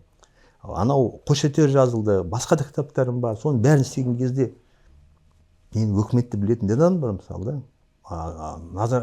Патшамыз кеңесшілер танитын бар, енді бизнесмен танитын, көп танымаса танитын да бар. Солардың арқасында әйтеуір олар емес, бай қазақтың арқасында бұлар шығып жатыр да. Мемлекет қызықпайды. Мемлекет ол бар ма жоқ па дейді. Сол документальный фильм көрсету керек қой мысалы да. Ол ешкім айналыспайды. Жаңағы сен еңбек етесің, нан таба алмайсың жаңағы. Біз енді ертеңді ойлаймыз ғой, бүгінді ойламаймыз да. Шындап келген кезде ол Абылай түсірсе, мына бейбарыс жаздым. Бейбарысты енді оқысаңыз көресіз. Ол кәдімгі тарих ашып беретін нәрсе да. оны түсіретін болса қазаққа мәртебе ғой, әлемге аты шығады. Ол мамлюк дегенде Қыпшақтың балалары, қазақтың ата бабалары. Қыпшақ деген ол Қыпшақ даласы деген бәрі Қыпшақ емес қой. Ол үстем тап Қыпшақ руы. Қалғаны оның бағына. Қыпшақ деген түркеш қабағында бәрі Қыпшақ атала береді. Дешті Қыпшақ. Солардың бәрін ұстағандар мамлюкке сатқан ғой. Ояққа барып сұлтан мүлгі болған. Мәмлүк деген мүлік деген сөз. Сосын олар көтеріліс жасап, билікті алып алып, олар 4 жыл ма 5 жыл билеген ғой. Жаңағыда түріктер жаулап алған үшін билеген. Ішінде небір бейбарыс, тәңірберді бәрінің аттары қазақшадар. Оқысам Ақтай, Қаратай, Қарақұс. Бізге оны аударып жатыр жаңағы гид. Ақтай белый конь деп қойды. Біз күліп отырмыз. Айттық сосын, біз қазақтармыз. Олар біледі екен. Ол жақсы көреді екен. Бейбарысты. Соны көтерген араб халифаты қираған кезде билікті алған ғой. Бейбарыстың ерекшелігі ол тіпті әскери флот соққан ғой. Кипрді алмақшы болған да. Ол христианстводы қуып шыққан. Тәртіп орнатқан. Сөйтіп ел байи бастаған ғой жаңа да. Байыған кезде қыпшақтар билейді ғой, ат үстінде қыпшақ жүреді. Арабын, парсың, любой басқа адам бар ғой, кез келген олар тек жаңағы жаяу жүреді. Ат ешкім мінбейді. Арбасы ешек мінеді. Ешектің үстінде бүйтіп мінбейді. Ешек үстінде бүйтіп қиғашы мініп жүреді. Қыпшақ көсі жерге түсіп тұрады. Мамлюктер да билік ұстағанда жаңа қыпшақтар қымыз ішкен. Олардың нормасы қымыз ішу. Жылқы еті дейсің ғой, мына балаларды алып барады, олар оққан кезде әр жаңа мамлюктің жейтін көлемі бар. Кемінде осынша жылқының етін жейді деген да, олар жеймайды. Мен Ташкентте оққан кезде мен палестиналықпен тұрдым, арабпен да жаңа. Шымкентке әкелдім. Ет асып, жылқы еті, сәл-сәл жет. Тойып тұрын деп салса, қамырын жет, картопын жет деген сияқты жаңа. Бір тілім етті беріз бағынса қуып жейсін. Келгеннен кейін қуырдым ғой жаңа. Бір тава қуырылған етпен ішінде картошка бар. Енді отырдым, еген болды, тұр ғой жаңа. Жиектеген кезде, сен ана жылқының өзінің етін жейсің, біз тауық етін жейміз, ауыр екен не деді жаңа. Бір таба етті ол жеңіл ғой. Мен бүкіл жылқының етін жедім, бүкіл картошкасын деді. Айырмасын көрді. Мен кім, ол кім дегенде. Міне, мамлюктердің заман бүгінгі заман келіп отыр. Мәселе қазір біздің проблемада. Біздің жауынгерлер жемейді ғой. Жылқының етін. Оны кіргізе алмай отырмыз ғой. Сен қалай тауықтың етін жеп, шошқаның етін жеген жауынгерге сен патриот бол, еліңді қорға деп айтасың. Ол жылқының сүтін ішу керек. Етін жеу керек жауынгер. Жаңа мамлюктер деп айтып отырсыз ғой. Олар қандай жауынгер болған? Гвардия болған. Олар жылқы етін жеген. Жылқы етін жеген. Содан мықты болып тұр ғой. Рухты болып тұр. Енді біз соны айтып жатырмыз, депутаттар бар, Аманжол аға айтты анаугүні, бәріне айтып жүрміз. Қалай ол миға сыйымсыз? Біздің жауынгерлер неге біздің ұлттық тағамдарымыз жемейді? Мынау құртта қаншама витамин бар, біздің ірімшіктерде қанша бар, мынау етте көп витаминдер бар. Ол денсаулығымен байланысты рухы. Жылқының еті жылы ет. Еттер суық, ыстыққа бөлінеді. Мына ешкінің еті суық ет мысалы да. Ол адам жылытпайды. Қарын тойдады бақ суық ет та мысалы. Мына қазақтар қара шай ішеді ғой, өзбектер көк шай ішеді. Соның айырмасы неде? Қара шай жылытады, көк шай суытады. Ол ыстық жерде давление, мавление, олар көк шай жақсы. Ыстықта қара шай ішеміз. Біздің салтында біз қара шай ішеміз, жылыну керек та. Әрқайсысының төберінде ойы бар. Жаңа әскер дегенде мен жүрегім тоқтап отыр.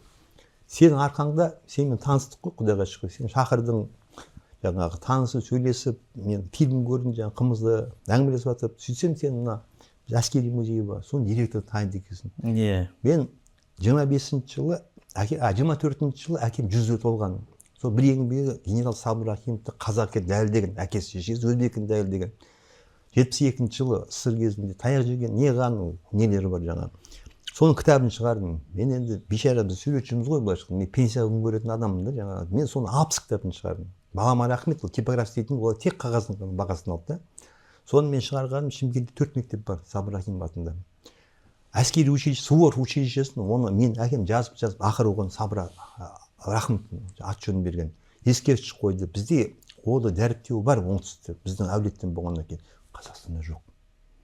Соны мен айтамын ғой, мына кітапты сен танитын болсаң, соны әдейі алып келдім. Бүгін бердік қой музейге. Директорға бастығына бердік. сендер тәрбиелейсіңдер дейсің да, тәрбиелегенде өзің батырларын көрсете ол да.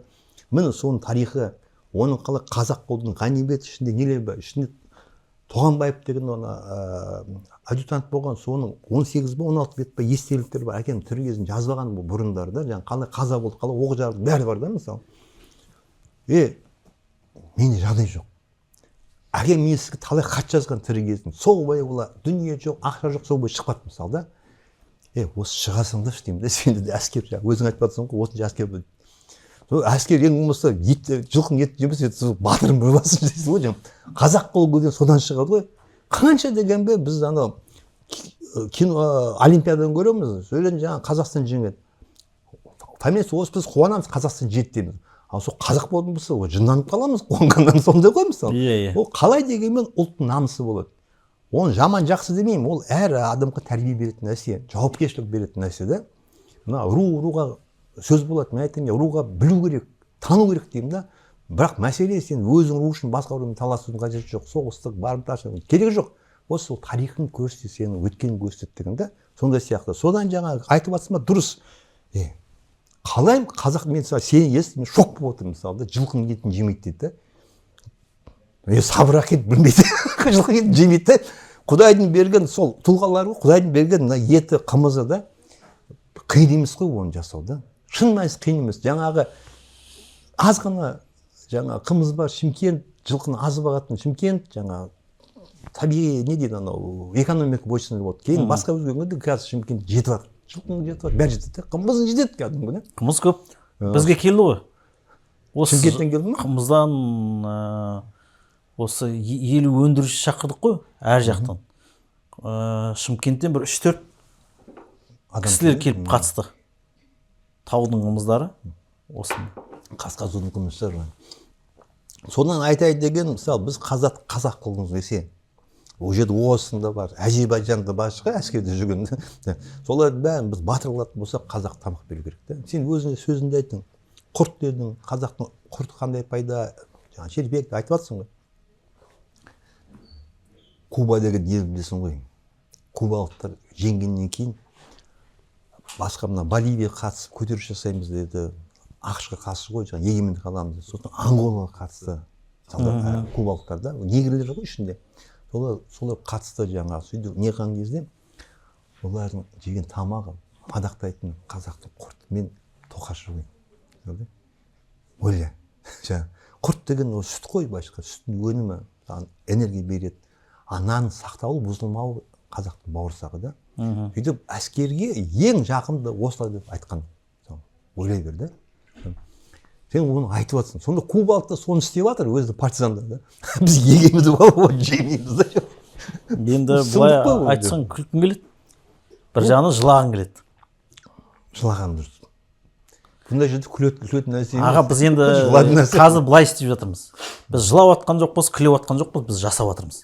Осы байқымыз фестивалін ұйымдастырып, мына қымыз бен жылқының тақырыбындағы бүкіл адамдарды басын жинап, былтыр осында өткен кезде қазақтың рухы көтерілетінін байқадық та, қымыз ішіп алып, қазақтың әнін естіп, жылқының етін жеп, бауырсағын жеп, құртын жеп, мына жақта жылқының көрмелері өтіп жатыр.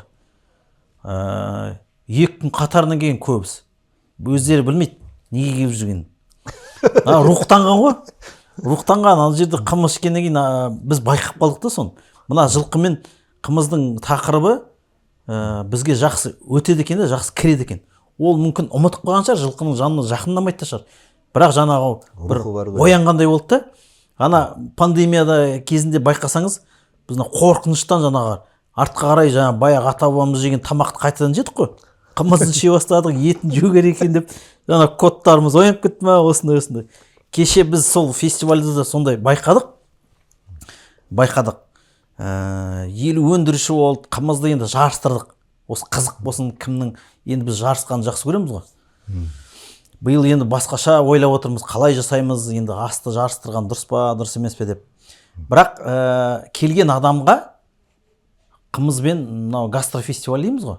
Онымен қатар біз мынау мәдениетті де көрсеткіміз келеді. Біз жаңағы жасаған кезде ортаға күйгіз үйді қойдық. сахнаның төбесін көтеріп қойдық биікке. Ортасына жаңағы 12 қанат киіз үй бар, екі жағына 8 қанат киіз үй бар, үлкен киіз үй. Ішінде музей болды. Ер тоқымның музейін жасадық. Мына 18 ғасырдан бастап қазірге дейін ер тоқымдар. Біздің қазақтардың пайдаланып жүрген ескі заттары киіз үйдің ішінде. Сондай музей жасадық. Ол дегеніміз өнер ортасын тұрсын дедік. Ортасына жоғарыға алдық та Алтын Орданың туын тігіп қойдық. Енді ойымыз баяғыдай рухымызды көтерсек дейміз ғой. Енді биыл осы жыл мына мәдениетті көбірек араластырайық деп, мына қазақ әндері бар ғой, халық әндері бар, композиторлардың әндері бар, жылқы туралы көп әндер. Ақан серінің маң-маңгерінен бастап бір конкурс өткіземіз сол жерде, үздіктерін жинап. Екінші ойымыз мынау, сосын кітап көрмесін өткізіміз келеді. Кітап көрмесінде жаңағы жылқы тақырыбы, ұлттық тағам тақырыбы, мынау қол өнер, ұлттық рух тақырыбындағы сол кітаптардың көрмесін өткізсек, мысалы қарны тойып, көңілі көтеріліп, бақыттан бас айналып отқан адамдар қолтығына бауырсақ алып кетпей, кітап алып кетсін деп отырық та, бір рухани азық болсын деп отырмыз. Тағы да бір нәрсе, мынау жылқы тақырыбына арналған сурет көрмесін өткіземіз деп отырық та. Сізге суретші болғаннан кейін ақыл сұрап отырмыз, қалай өткіземіз. Мынау картинкаға көз үйреніп, қарапайым адам қарап, бағалай ма, рахаттана ма, ләззат ала ма. Бірақ біздің ойымыз жаңағы мәдениетті көтеру. Біз мәдениетті халық болсақ, біз көп халыққа қуып жетеміз, бізден озып кеткен халыққа жетеміз, жетіп олардан озып кете аламыз. Сол үшін жаңағы мәдениеттің үлесі өте зор деп ойлаймын. Сіз өзіңіз қалай ойлайсыз? Суретшілерді осы жылқы тақырыбына, қымыз тақырыбына ма қоссақ? Мен жылқыдан бұрын айтайын, мысалы мәдениет деп жатсыз ғой, біз қалмайық озайық деген. 17-ші жылы Иманғали Тасмағамбетов Ресейде елші болды ғой, бас елші болды. Генеральный консул дейтін аттар болады ғой, жаңағы басшы сол кісі болды. Мен ана қазақтың салт дәстүрі деген кітап жазғанмын.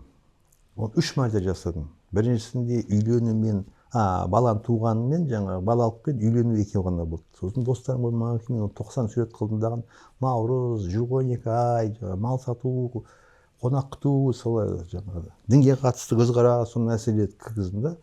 Кейін демалғанда оны 110 қылып, үшінші енді толық версиясын жасадым. Оның бір бетінде сурет, екінші бағын сипаттау. Айтайын дегенім, сол екінші кітап шыққан кезде сол суреттер Имекең қолында болды, жаңағы Имекең көрме жасады Москвада. 16 желтоқсанда өзім неге. Бір павильон бар, ашылды ғой бір. Павильон жоқ, олар идея кеш келді. Содан жаңағы олар музейлеріне орын таппады. Бәрі жерде бір нәрсе өтеді. Москва ғой жаңағы. Сосын картина антикварный салон деген бір үлкен контора ашылып жатыр екен. Вот зал бар екен да жаңағы.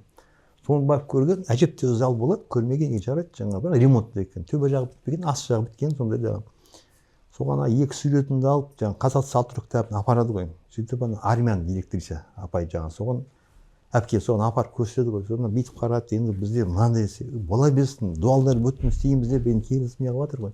Ақшасын төлейміз болса да. Москва жаңағы, тегін ешнәрсе жоқ, өзің білесің жаңағы. Содан кейін ана суретті алып кеттіңіз, кітапты маған бір күнде беріңізші көрейін дейді, жаңағы кітап тастап кетті, 90 салт дәстүрмен. Ертесін келді дейді, сөйтіп жаңағы армян қазақтың мәдениеті бұндай бай екен біз білмейміз ғой дейді. Сұмдық қой дейді, сендердің бала тумай жатып тойын жасап жатсыңдар.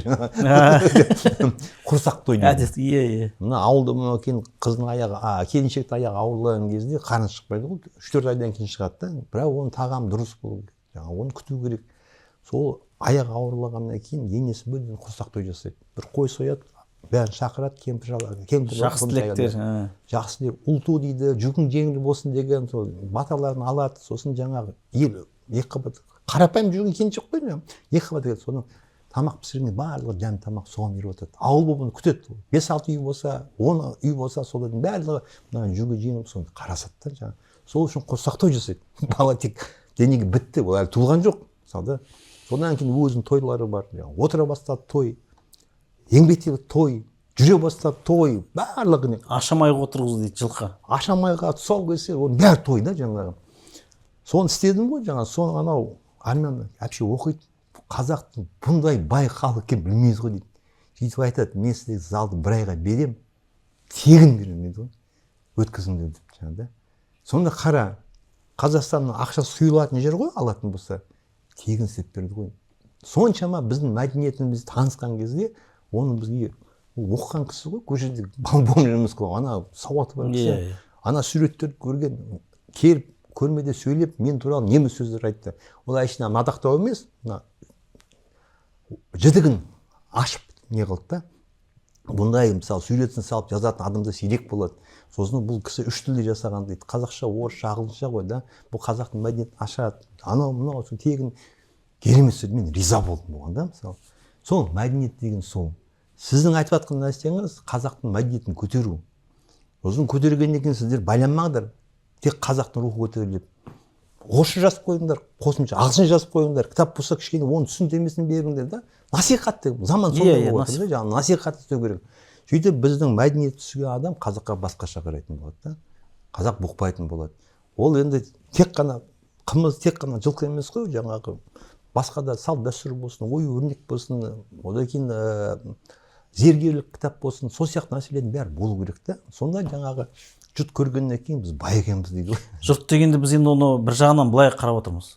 Туристер келетін осындай мереке болсын деп. Өйткені сырттан келген туристерге біздің мәдениетіміз қызық та, жаңа сіз айтып отқандай. Соны көрсеткіміз келеді әр жерден.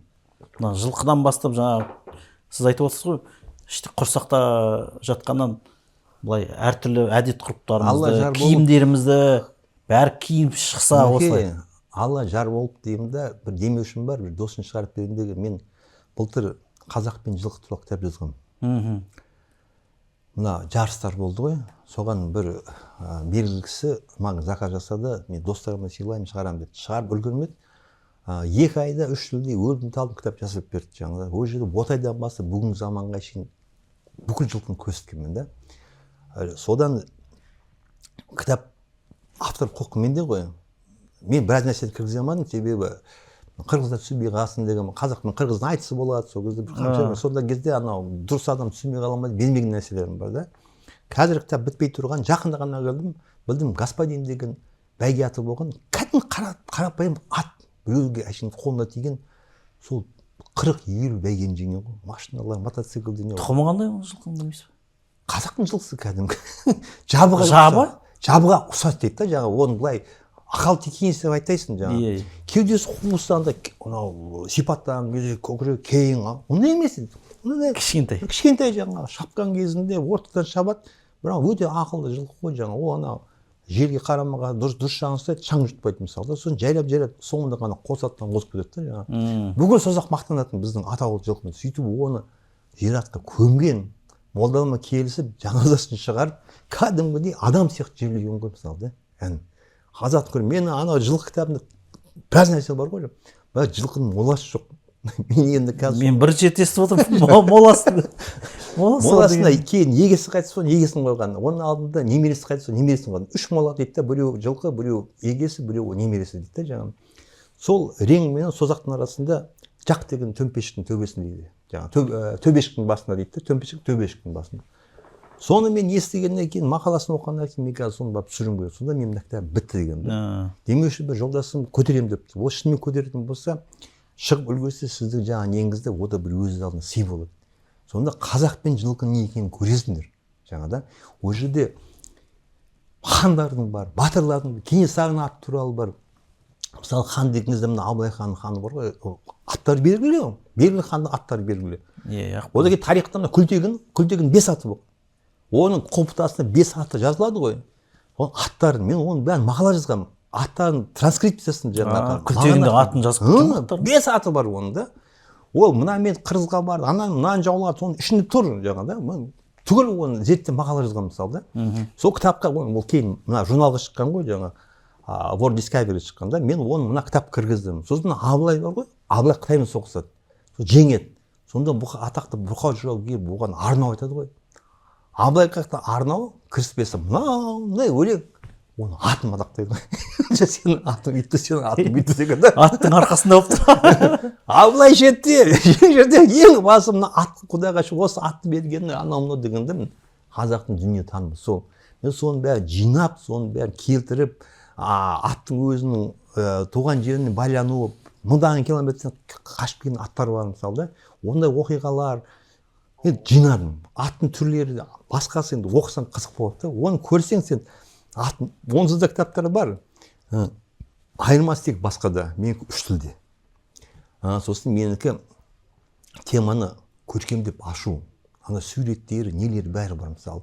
Мен абсентті көрсеттім. Олимпийский чемпион болған, ақалтеке болған, Қазақстан аты ғой, Луговойда. Мен ол ана үстінде Павлов па жаңағы сол жарыс түскенін бердім. Сосын іздеп жүріп, оның өлер кезінде арық бит тұрған қазақ еге ұстап тұр, бағушыда. Қисаяққа өле деген кез ескі суреткен де.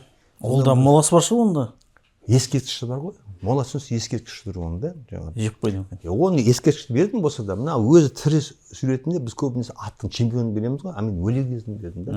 Оған да құрметке өлтіре алмайды ғой, оны ажалмен берді да. Сондай кітап қазір енді шығам дейді, мен ана жаққа бітірейін, бүтінесем шықса, сіздің тойыңыз өлсем, ол тойыңызда сіз оны былай презентациясыз ба жаңағыда оны құдай өзі көрсетті да. Мен өзім жағынан кішкене қосайын деген нәрсем болып тұр ғой ол да жаңағы. Қымыз туралы кітап жазсақ? Қымыз туралы кітап жазғанда мен шынымды айтайын. Біз іздедік. Мен жалпы жазуға дайын болып тұрмын, қызығып тұрмын, маған ұнайды. Одан кейін біз көбінесе қазақша қараймыз ғой, оның тарихы терең, оны Геродот жазған. Оны жаңа Монах Рубрук жазған. Одан Рузби хан деген Шайбани ханның тарихшысы болған. Ол өлең жазған. Сол сияқты ескі нәрселер. Кәдімгі қымыз ішпеген көрмеген ғой жаңа да. Сөйтіп жаңа өзіміздің түсінігіміз бар. Сосын қымыз дегенде біз қымыз мен отырмын ғой, мен қымыз ішіп отырмын мысалы да. Қымыз шеке. Ал енді қымыз сабада ұстайды. Сабан түр-түрі болады. Тайторсық деген болады. Тайторсық деген ол 2-3 ол анау асқа алысқа көрініп сөйтті мысалы сондай да мысалы қарапайым болады. Абылайдың астын алып келген шығар. Сондай жаңағы ол неге кереге байлап қояды. Мына менде суреті бар, Қытайдағы өрме саба бар. Сырты бәрі өрме тұрады. Жаңа ішінде бөлек сабасы бар да. Жаңа әдемі көрінеді мысалы. Сосын бір сурет бар, ана осыда түсірген астында тұғыры бар. Сүйектелген тұғыры тұр жаңа. Соның үстінде саба тұр да жаңа. Қарапайымнан неге шейін бар оны былай күш салып қолдан жасаған әсемделген үлгілері бар да мысалы. Сосын пісетін піспегі бар. Піспегінде күмістелген бар, ағаштан ойылған бар, сүйек салғаны бар. Оның бәрі бар мысалы да. Сен қымыз дегенде сен мына тостағандығын айтпай-ақ қой. Оны қоятын бір мәдениет қой. Шөміштер, қол өнері бар ішінде. Сен ол кітап жазғанда сен оның мәдениетін көрсету керек қой. Оған қасиетін қазақтар шөмішін жасаған, жаңағы піспегін жасаған, сабасын жасаған, кейін көнек бар. Көнек деген кәдімгі мынандай шауғым, өңгеші бар, соған сауатын болған өзінің көнегі да, мысалы. Соның бәрін көзінде білу керек. Құр ғана қымыз деп ішсең мас боласың или әдемі болады, аппақ порода емес, оның өзінің қазақи мәдениетін аша білу керек та. Яғни медициналық жағынан жазылған кітаптар бар, Бақытжан ағамыздың кітабы бар, ол медицина жағынан. Енді соның бәрін толықтырып әкеп, мынау түсінігімізде сақтар заманынан алып келсек, осылай алып кеп, енді 3 тілде жазылса. Иншалла жаңа. Мысалы, менде қазір Ресейде Ақпатша кезінде шыққан қымыз емдеу деген 4 кітап бар. Мысалы да. Сол кітапты іздеп жүрміз ғой біз. Менде бар уайымдама. Мысалы да. Сол жазылған білеміз. Сосын бізде бір ғалым кісіге тапсырма берген. Ресей Айтбақин деген кісі. Соның жұмыстарын білмейміз енді қайдан. Менде бәрі бар демеймін. Мен өзім іздедіңіз ғой сіз. Рет келген кезде алып отырдым, качать етіп отырдым. Әйтеуір мен керек нәрсені ортаға сала беремін. Бір күнім болса, бір күн керек болар деймін да жаңағыда. Мен жазым келеді деген мен сүйенетін нәрсем бар. Мен енді оны 100% жазам деп айта алмаймын. Білген, жинаған деп, бірақ мен жинаған нәрсе кітап шығатын жағдайы бар да. Мәселе тек басқа нәрседе. Сіздер енді жазу өткізесіздер, жаңа жазғашын үлгіремін ба, үлгірмеймін ба деген оның аударамасы бар. Жоқ, ол ауқымды еңбек болу үшін асықпай жазу керек қой. оны бір жыл кем Беретін жүгі қалай болады соған байланысты. иә жаңағыдай сөйтіп оны тартудың қажеті жоқ та. Сосын Ресей музейінің спектері бар, мысалы Ресейден сатып алу керек суреттерін да. Сонда сен кітап үлкен бере аласың. Болмаса интернеттен кішкентай ғана бересің да. Дизайн деген сөз білесің ғой, дизайн деген ол жаңағы бар нәрсені дұрыс көрсете білу. Сапасы кішкентай болса сен кішірейтіп, үлкен болса үлкейтіп көрсетесің, кесіп көрсетесің, сызып көрсетесің. Сіздің кітаптарыңыз сыртынан көрген кезде алғың келіп тұрады ғой. Алыстан айғайлап тұрып. Мен өзім суретші болғаннан кейін мен оның қасиетін өзіңіз суретке түсіресіз еще. Керек нәрсе өзім түсіре беремін. Балам фотограф болып түсіреді мысалы да. Керек кезде баламды алып барып ол жақсы фотоаппарат түсіреді. Мен майда шүйден өзімді түсіре саламын да. Одан кейін маған суреттің сапасы керек. Сапа болған кезде сапа жоғары төмен болады ғой. Бірақ беретін кезде оны бере білу керек та. Дизайн соған келістіру керек. Ал енді мысалы жаңа бір кісінің аттар туралы кітап көрдім, түрлі суреттер бар ғой. Мынандай кітапта мынандай сурет береді, не болды ол? Жаңағыдай үйтіп бергенше сапасы нашар мысалы да. Значит, оны табу керек, іздеу керек. Кітап шығару деген ол тек жасау емес, ол негізін табу керек. Оған қазір компьютерде алдамшы программалар бар, резкіс үлкейтетін сондай да, мысалы. Мен қазір қазақтың киіз үй деген кітап жазып жатырмын. Онда 3-4 жыл болды тағаным. Кей бізде азырақ кей көбірек жаңағы осы бірақ желтоқсаннан бастап бүгінге шейін күштің бәрін соған салып жатырмын да. Ол былай осы черновой версия дейді да, жаңағы қазақтан аударатын қара версиясы дейміз ғой, жобасы да. Соны өзімен де қазір алып жүзіп жүрмін мысалы да. Одан кейін бізде мына менде қазақылық жоқ ғой, қазақша деп байлауда мен тарихын көтеремін. Ол киіз үй қалай пайда болды, қалай дамыды, қалай өрбіді. Сосын мен байдың баласы емеспін жаңағыда. Онша енді кітаптың ақша түседі, заказ істеп боламын. Мен көбінесе соған қатысты нәрсе аламын. Мен осы былтыр күзде $1000 қос шаңырақ деген сатып алдым. Қос шаңырақ деген нәрсе, мына күбі бар ғой. Осында ағаш, осында күбі, ортасы бос. Жаңағыда. Сонда ана жылға бағатын қазақтар соны не қылады тағып, айналасын бәрі тесік. Уықтың бәрі соған тығып қояды. Ол былай жатқанда кәдімгі шаңырақ қой. Уықтың ұштарын соған тығып қояды. Ол жерде крест деген, көлем жоқ, кішігірім үйді қоюға болады да. Ол киіз үйдің негізі. Ол басында біз көріп жатқан шаңырақ емес, ол баяғы істегенде сондай болған. Сосын Якутияда бір балықшының үйін көрдім, оның шаңырағы сондай. Ағаштан істеген да жаңағы.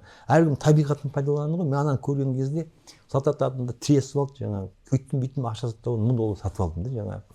Ол қазақтың тарихы. Музейде мен көрмедім өзіме. Барлық музейге көрген жоқпын жалпы. Сен былай қарапайым нәрсе көрсетеді, бірақ сен қазақтың тарихын түсінсең соны көруің керек, түсінуің керек та. Жаңағы соны істеп жатырмын. Сосын оны киіз үй деген кезде ол құр киіз емес, киіз үйге қатысты нәрселер бар ғой. Оның қатысты біреу нәрсесі мына біздің ішіп жатқан қымызымыз. Мысалы, соны тарау бөлген кезде мен қымыз бөлек бердім. Қымызды киіз үйдің ішінде ішеді ғой, көбінесе далада киіз үйдің суреттері жетеді да жаңағы. Соны беретін кезде атын қою керек қой. Атын қазақтың қымызы деп қоюға болады да. Аппақ қымыз дейсің ба? Мен оның атын қалай қойдым? Тәңір сыйы дедім. Біздер Құдайдың берген сыйы деп жүрміз соны. Соны бағаламай жүрміз ғой.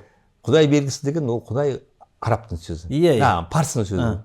Алла десең ол арабтың сөзі. Тәңір жарылқасын түркінің сөзі да. Дұрыс айтасыз. Мысалы тарихты қараған кезде түркті ислам қабылдады ғой. Түркше Алланың аты Тәңір. Бір үйде 3 бала бар. Тәңір берген, Құдай берген, Алла берген. Бәрінің мағынасы бір. Тіл деген бай нәрсе ғой. Бізге ол бәрі бір дейді. Бірақ негізі әртүрлі. Соны мен атын қойған, мен Тәңір сыйы деп жазып қойдым жаңа. Қазақтың осы өміріне соны берген сыйы да жаңа. Сосын ішінде қымыздың бәрін көрсеттім мысалы да. Риза боласың жаңа. Егер мен қымыз отырып жазатын болсам, сол жерде суреттерді оны Тәңір сыйы да болады мысалы да. Себебі оны түбіне жету қиын да жаңа. Сосын бұрын қазақтар киіз үйге кірген кезде оң жағында саба тұрады. Мысалы 5 адам келді ма, 4 адам келді ма, әрқайсысы қығырады. Піспегін шайқайды да жаңа. Сонда мысалы 5 адам келіп 40-тан жерін қалды, 200 жүреді. Ішінде газын шығарады, сол отырған кезде қымыз соларға береді да. Мысалы тәртіп. Қонақ келіп біреудің қымызын шайқап кірсің ғой жаңа. Иә. Сосын қымыздың сыйы деген нәрсе қазақта ағарын сатпайды, қымыз сатпайды, тегін ішеді да жаңа. Енді қазақтың бұрынғы өмірінде осы кемпірдің жаңағы мына пәленшенің бәйбішесінің қымызы ең мықты дейді, соны жаңағы айдалада әйел адамдар да айтады, иә. сол бәйбішесі мықты істегенге соны жаңағы айдаладан бір 300 шақырым жерден адам іздеп келеді ғой, мақтап көрейікші деп жаңағы. Сол ішкен кезде риза болса жаңағыдай енді сұмдықтау міне қымыз деп соны айтады да жаңағы. Сонда сол жақтан келіп адамға ана бәйбіше риза болады үйдің иесі. Біз дегенде сый сияпат сондай болған. Ең іздеп келді деп. Сонда жаңа сендер жаңа сәсті соның бәрін қазаққа бере білу керек қой, қонаққа бере білу керек. Біздің ойымызда сол жинап ең мықты қымызды бұрынғы істеген әжелеріміздің қымызын қайтадан алып келсе екен, сапасы мықты болса екен, дәмі мықты болса екен, оның ар жағында енді ұлтымыз денсаулығы мықты болса екен деген тілегіміз. Бүгін Ералаға біраз ойлардың басын шалдық. Сізден творчестволық табыс тілеймін. Рахмет. Сіз енді кеше айттыңыз, мен демала алмаймын дедіңіз. Жұмыстың ішіне кіріп кетіп, үш күн демалсам уже шаршаймын деп. Бір енді достар шақырады ғой, ана мейманханаға келіп, тауда зона бар, сол жерге келіп 3 күн демал дейді. Мен бір екі рет барғаным бар, мен 3 күнде сыймай кеттім ол жерге. Мен қайда үйде телевизор көрген маған артық та. Кішкене ананы істеп, мынаны істеп, ана ақтап деген ол маған. Сіздің енді халыққа береріңіз әлі көп деп ойлаймын. Құдай Тәңірі денсаулық берсін, бала шағаңыз аман болсын. Уақыт бөліп осында сізді енді ұстау қиын. Сіз Шымкентте шықпайсыз. Шоғын шығам ғой. Енді Құдай қаласа біз келеміз. Иншалла. Сіз айттыңыз, осы түсіретін заттар бар, көрсететін заттар бар, көрсетпейтін заттар бар деп айтып қойыңыз. Енді біз ұйықтай алмай жүріп, не мағынасын айттым ғой. Оның мағынасы музейге дайындап жатқан жаңағы. Майлықожа деген ақын болған. Абайдан 10 жас үлкен, өзі қожадан шыққан. Енді Абай медресеге барып, ол дінді таныды ғой. Оның әкесі Меккеге барды. Олар үшін дін сәл енді тереңдеу, көз аша бастады да. Қожалар келгеннен атамзам оны біледі. Мысалы да, Майлықожада дін мәселесі жетіп жатыр. Діни өлеңдер бәрі жетеді да жаңағы.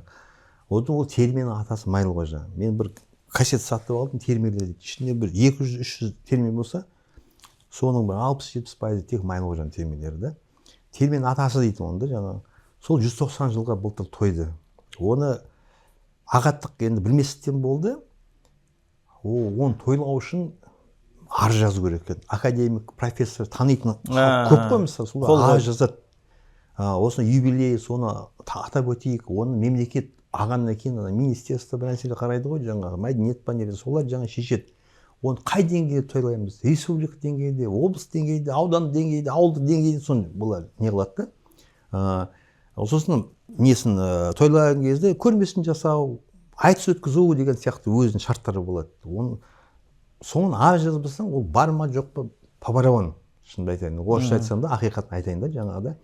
Содан мен тізімді іліп қойған кітапханада. Бұл 125 жыл туғанына, 110 жыл көрнекті қайраткерлер. Кейін ақындар немесе 200 жыл дейді. Білеміз ғой кім несі бар екен да. Майлықожа жоқ мысалы да. Мен өзім арманым ол әкемнің бас еңбегі.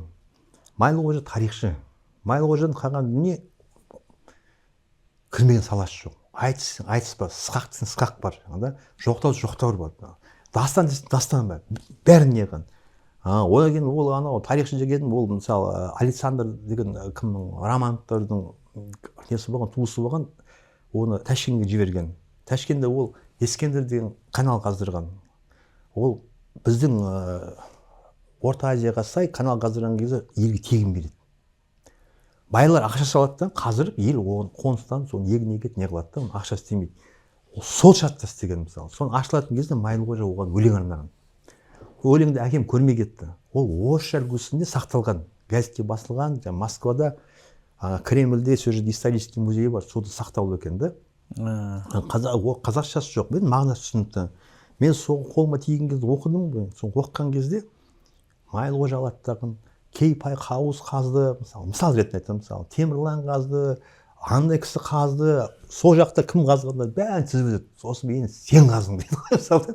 Ол тарихшылық белгісі. Егер де бір қарапайым ақын болатын болса, Александр сіз болсаңыз мына боғамыз бәрі ардақтайды Сіздің арқаңызда. сіз жағдаға ел не кетті деген айтады да жаңағыда. Бұл болса тарихын көтереді ғой. Енді сізге де рахмет, оны мадақтайды. Сосын су ағады, ел қоныстанады, бәрі не қылады да жаңа. Ол ақынның кеңдігін білдіреді.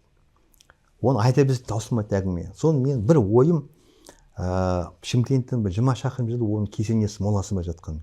Оның туған нағашысы Мәдел Қожа батыр болған. Ода ақындығы бар, оның мықты ақын. Мен сол екеуінің атында сол өзін жерленген ауылды музей ашсам ба деймін да. Одан кейін ол енді қазақтың ақын бар ғой. Майлы Қожаның киіз үйінің есік сақталған, шәуілдер отыратын музейінде тұр. Керемет есік жаңа да. Одан кейін Мәдел Қожаның Қоқан зеңбірегін соғыс тартып алған. Сюжет сақталып тұр. Сюжет тұр оның бәрі да жаңа.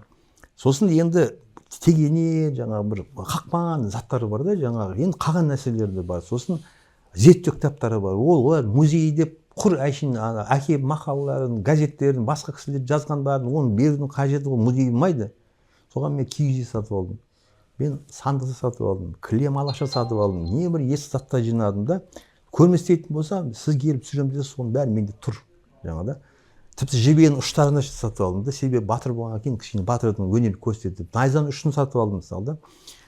Сол музейді істейін ба деймін да. Мен ұстап отырмын. Ол енді қанша дүнием кетті оған да. Енді ол музей болса, ол жарасады. Болмаса енді күн көруге сатасың да. Бірақ мемлекет оны ашып істейді деп ойламаймын біздің жағдайда да. Онсын қожа қойын. Бізде кішкене әлі күнге шейін ұлт деген түсінік сәл дұрыс емес. Жаңағы мен қожалар туралы мәтелді жинаған кезде, мысалы 100 мақал болды, 50 қожаны сыйлау, 50 қожаны жамандау. Мысалы көзқарас сондай да жаңағы. Сол себепті музей болған кезде мен ол жерде киіз үй болмаса копиясын істету керек. Сөйтіп мен киіз үй сатып алған қою керек. Ол жерге жаңағы заттардың бәрін түзу керек. Сонда келген адам біріншіден көшпенді қазақтың мәдениетін түсінеді. Одан қосымша олардың өнерін түсінеді да жаңағы. Келетін болсында сол нәрселерді мен өзім суретші болғаннан кейін мен кішкене зат таңдай аламын ғой. Әйтеуір ілініп деген жоқ та жаңағы. Мысалы сіздер білмейсіз, жасты ағаш деген көргенсің бе? Қазақта жасты ағаш деген болған. Жасты ағаш иә. Көпшілік мына музейде көрмеймін оларды да жаңада. Жасты ағаштар бар, соны көрсете алмайды ғой. Қазақта жастық жоқ қой. Жасты ағаш бар, жасты ағаш қиғашынан істейді. Иә. Көрпеше бүйтіп көтеріп жастық жата береді да мысалы. Оны көрсете білу керек қой не екенді. Ол мәдениеттің бір белгісі ғой мысалы да. Мен оны қазбаған кезде оның ескі суреттерін таптым, жасты ағаштың қарапайымдау үлгілерінде, төсектің қарапайымдау суреттерін таптым, осы тастаған да. Бірақ қазақтың ауылында ол жерде өрнек бар, киіз үйдің. Өрнегі де бар, өрнегі де жоқ. Бірақ енді қазақтың жанынан шыққан заттар да. Сол музейдің затын түсірем десеңіз, құда қаласа келесіз. Мен киіз үйдің екі есігін алдым. Біреуі ши есік, біреуі жаңа қамыстан істеген. Қамыс көркем болмайды ғой. Сол қазақтардың мәдениеті жоғары ғой. Қамыстан істеген нәрсені матамен көміп келіп ойы сызып қойған. Көрмедім онда. Ал шиден істеген кезде оны жаңа шымшығы тоққан өзі өрнек әдемі көрінеді. Шиден жақсы Ал енді қамыстың өзін қойсаң түрін білесің ғой, ұсқынсы болады. Соны матамен қаптап қойған да жаңағы. Мен соларды сатып алғам. Соның қазақтың мәдениетін көрсету, қалай істеу, жақсы мен жаманды ажыратып білу керек қой мысалы. Соны қазақтың өнершілері соны істеген. Егер де алды жалда аман-есен Шымкентке жетсеңіз де мен бәрін болмаса шамам жеткенше көрсетейін. Жаңағыда әрі кілемді ашып көрсетіп бәрі болды ғой. 20-30 кілем болса, алаша болса, ішінде теріп көрсетемін ғой. Бір нәрсенің анау кебеже, жасты ағаш сандықтар олда тұр, оны көрсету оңай. Менде керемет есік бар. 1964 жылы жасаған есік бар. Қоңырақта жасаған оюы, кәдімгі ою ойылған, бояу әдемі сақталған мысалы. Мен соны сатып алғам. Адам кейде алатын кезде нені алып, нені қойған өзім не қылады. Бір кісі хабарласыз, ескі зат алады келесіз, менде бір шіріген киіз үй барады, соны алыңызшы жалынды жаңа. Көке мен не қыламын, мен киіз үй алып қойғам, алыңызшы, бұлай да жаңа сөйтсем, үйдің жағдайы болмады, не қылды. 200 мыңға мен алдым. Ана кісінің мен жағдайын түсіндім да, сосын біз мұсылман баласымыз ғой. Қойшы дедім ақылым, ана мен аған киіз үйдің бір сыныпқа соны қойдым аласаң ғой жаңа. Сөйтіп ауылға апарып берді, нағашыларым ауылына. Сөйтіп ана мені қоя салған, туысқанымды жаңа. Бірақ ол әкелді қойды, есік әдемі екен деді жаңа. Мен деп қоя салғам ғой жаңа. Содан тірлік бармайсың. Үйінде 1 жылдан асып кетті ғой. Осы биыл емес, былтыр барған шығармын, декабрь. Бардым да сөйтсем ана жинап қойған су тимесін. ана екі ескі осыны бір жыл қолданып оны табу мүмкін емес қазір да жаңағы. Ол жоқ. Көрмей ала саласыз ғой сіз? Ана кісі жалбарым мен мақұл деп ала салғам ғой жаңағы. Сізге беріп тұр оны. Маған беріп тұр екен. Сол музейге беріп тұр ғой жаңағы. Ана естіме сурет жаңағы киіз үй салып, оны қойып қойдым да. Араб әріпті немен латиницамен жазып қойған жылын қойғанда, бірақ күшін саған. Сосын анау жел өретін нелер болады. Тақарын ұстаған оратындар бар ғой, сонда ойылған бар да жаңағы. Ол тақарын ұстаған ояндым, кейін әкеліп қарасам қолмен қойған ғой бәрін да. Одан бетер риза болдым да жаңағы. Бір әдемі. Келсеңіз де оны түсіріп алып, оны да көрсетті. Мен байқағаным иә, қазір көп жүреміз ғой жан жаққа. Қазақтың жігіттері музей ашайық деп жүрген ойлар көп та қазір. Ол енді біздің мәдениетіміздің бір көтеріліп келе жатқандағы белгісі ғой. Иә. Өзбек әлі атамыз сияқты жүрген жерінде аша берген ғой музейлерді. Сол жақсы үрдіс деп ойлаймын. Біз енді сіз жаңа 90-шы жылдар айттыңыз ғой. Біріншіден қазақ өлеңдері келді, өнер өзінен өзі динамика көтеріле береді. Құдайға шүкір енді. Қазақы дастарханымыз, киімдеріміз, қазір мынау жақсы мода болып жатыр, қайтадан көтеріліп жатыр. Дизайнерлер жаңағы жұмыс істеп жатыр, жан жаққа көрсетіп адамыз шетелге. Бұл енді мәдениетіміздің бір көтеріліп кетқандағы белгісі деп ойлаймын. Жаңа сатысы ғой. Иә, мәдениетіміз. Осы байқымыздың жаңағы мен мәдениет туралы айтып жатқаным қайта-қайта. Әргі ой осы. Дені сау адам болса, ол мәдениетті болса, ол жерде біраз үлкен шаруа жасауға болады. Иншалла. Сізге енді үлкен рахмет дейміз. Алтын уақытыңызды бөліп осы біраз әңгімелер естідік, жақсы. Сізге енді творчестволық табыс тілеймін. Рахмет. Келесі кездесуіміз осы Шымкентте болсын. Иншалла. Құдайға шүкір енді сіздің музейіңіз ашылсын. Осындай музей әр ауылда болсын. Ана кеше Берік ағамыз ана Қара кемпірдің музейін ашып жатыр. Алматыдағы Нұрбол бауырымыз жылқының музейін ашқым келеді деп өзі салып жатыр. Үкіметтен сұрап отқан жоқ. Өзінен өзі жағдай болса істеп жатыр да оны. Иә. Жағдайы болғанда соңғы ақшасына дейін салып жатыр екен де мен барып мынау екі жігіт десем өзім құрдасым. Осындай көбейе берсін, мәдениет ошақтары көбейе берсін. Сіздерге рахмет. Сіз қарап отырған жоқсыздар, жаңағы сол фестивальде кітаптар аласыз, насихат, үйтсем дейсіздер да, соңыңыз нұр үстіне нұр. Иә, осындай. Айттым ғой, анау қазақша әнді еспейтін 91-93 кезінде жоқ болдық қой, мысалы, жайлап, телевизор қойсаң, КТК түгел қазақ, ана түгел қазақ мысалы, ел болды деген сол. Шүкір. Сондықтан экономикамызды көтеру деген бірінші мәдениетті адам ғана көтерсе, иә. Мәдениетті адам ғана билікке келсе, ол нұр үстіне нұр. Біздің жолымыз болады деген сөз. Сізге де ризамын. Иә, сізге өте үлкен рахмет. Мына келесі кездескенше осы Шымкентте музейдің ашылуына келейік, көмегіміз болса бізді көмектесейік шамамыз келгенше. Иә. Аман есен болайық. Келесі кездескенше қош сау болыңыздар.